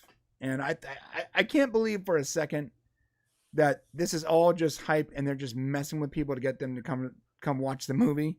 I mean, it could be. I mean, I don't want to be that guy, but like, we don't know who this Twitter person is. This My Time to Shine. Hello. They're not, you know what I'm saying? So, I mean, it still could be a troll thing. It could be. It could be. There was multiple. Wouldn't surprise me. There was multiple reporting from the Mexican screeners about Superman being in the post credit scene. Yeah, I mean, it's going to get out pretty quickly if it happens. I mean, if they've already showed it other places, it's going to happen. And I believe Black Adam is getting an international release before the U.S. release, so we were never not going to be spoiled by this fact. Anyways, yeah. John Byrne Super Chat says, hum the theme and show the S in your chest. Yeah, so on the 20th, just to be clear, it's a Thursday. On the 20th, I have 44 tickets to go see this movie. And I'm going at 6 o'clock. Before 6 o'clock, we do our show. So, I will personally hum that theme and show you my Superman tattoo, whether it's on my chest, on my butt, my arm, my shoulder, or my tramp stamp. One of the two. You're going to see a Superman tattoo, okay? I can promise you that. And I will be humming that theme, John, just for you. Da, da, da, da, da. Da, da, da. Let's hope it's true, man. Let's hope it's true. It's looking pretty good, though. Yeah, is Amanda Waller the Wong of the DCU? I can see that. Look, I mean, it's interesting how it looks like Amanda Waller is like consistently in everything. So you might as well just lean into it then. You know, it's surprising that a character from, I mean, the first Suicide Squad was not well received. No. Well, it's when the trailer's better than the movie, there's a problem. Well, wait, see, that's the problem though. Like, so they hired a trailer company to edit the movie, and just like everyone thought, they made a really good trailer and a bad movie. Right. Because that's what happens. They're two totally different things. Yeah, you hired a company that makes trailers to edit your movie, and then you're wondering why the trailer was so much better than the movie. Because everything they did was to make the trailer good, not the movie. So, right. I mean, I completely get it. That said, though, Davis was very good in that character. She is very good as a character. So and because of her connection to the government and superheroes, it makes sense that you make her sort of the connective tissue between all these things. The same way Nick Fury, Sam Jackson's Nick Fury was the connective tissue for the first couple phases of MCU, and now it seems to be Wong. Makes sense. Yeah, makes sense. Brian mooning members section on October 20th. I mean, I hope not. I hope I get enough votes for other things that I can not have to get the tramp stamp, because that's gonna feel weird. I'm not gonna lie, guys. I don't want to do the tramp stamp. I don't even know. I put that on there as a joke, and I realized after the first couple votes came in that I made a mistake. Yeah, people are kind, but they're also, funny. Yeah. So if you guys weren't here for that, I have a Twitter poll going on. It's on our Twitter at Popcast Guys. You can find it somewhere. I'll put the link in the description. You got a chest one now. Chest votes. Yep. Thank you. I know it was you guys. I appreciate that. So this will be what's what we have right now. I'm going to be getting a tattoo in the next week before our 20th show, and I'm going to show off my Superman tattoo on stream. I'm letting you guys basically choose the placement. Center chest, a la Superman. Dun, dun, dun, dun, dun, right? Shoulder, back here. Arm, right here. Or lower back tramp stamp. And again, I put that on there as a joke, and I realized that I made a massive mistake when everyone started smashing the lower back tramp stamp option. So that's it, guys. Get up. Please go and vote for that if you haven't already voted. It's on Twitter at Popcast Guys. And while you're there, why don't you follow us too? We have some fun stuff on there. All right. Absolutely. Yeah, man. Oh my God. Your Archmage is right. Taylor Swift won so there was a Taylor Swift thing where she would play it at school, and the internet chose a deaf school. It's not cool. That's cool. Man, I gotta tell you, the internet can be the greatest thing ever or the worst thing ever, and it's so rarely in between. It's either like, oh, God bless you, you autist, or oh, guys, there's no. Yeah. It's always the best. Like 4chan is like the amplification of the internet. It's like either like, oh wow, good job, guys, you tracked down the pedophile, or whoa, guys, why are you showing that image? There's no in between, Agreed. All right, well, that's it. Hit that subscribe button on the way to the comments section. Let us know what you guys think about this news. It's fantastic. It's great. And please make sure to come back for our live show on the 20th on the Popcast Unleashed. I'll put the link in the description because you'll be able to see my sweet Superman tattoo. And it may be on my upper buttocks. We'll see. All right. That said, guys, we're going to the member section. We got to go to the members section. There's some stuff we got to talk about in there. We can only talk about with you guys. So, if you want to join us in the members section, there's a link in the description. It goes right to this video. You can literally do nothing. Like let the stream end and it will take you there. Or you can be proactive and go to popcast.co/join, and that will take you to the members section on our YouTube.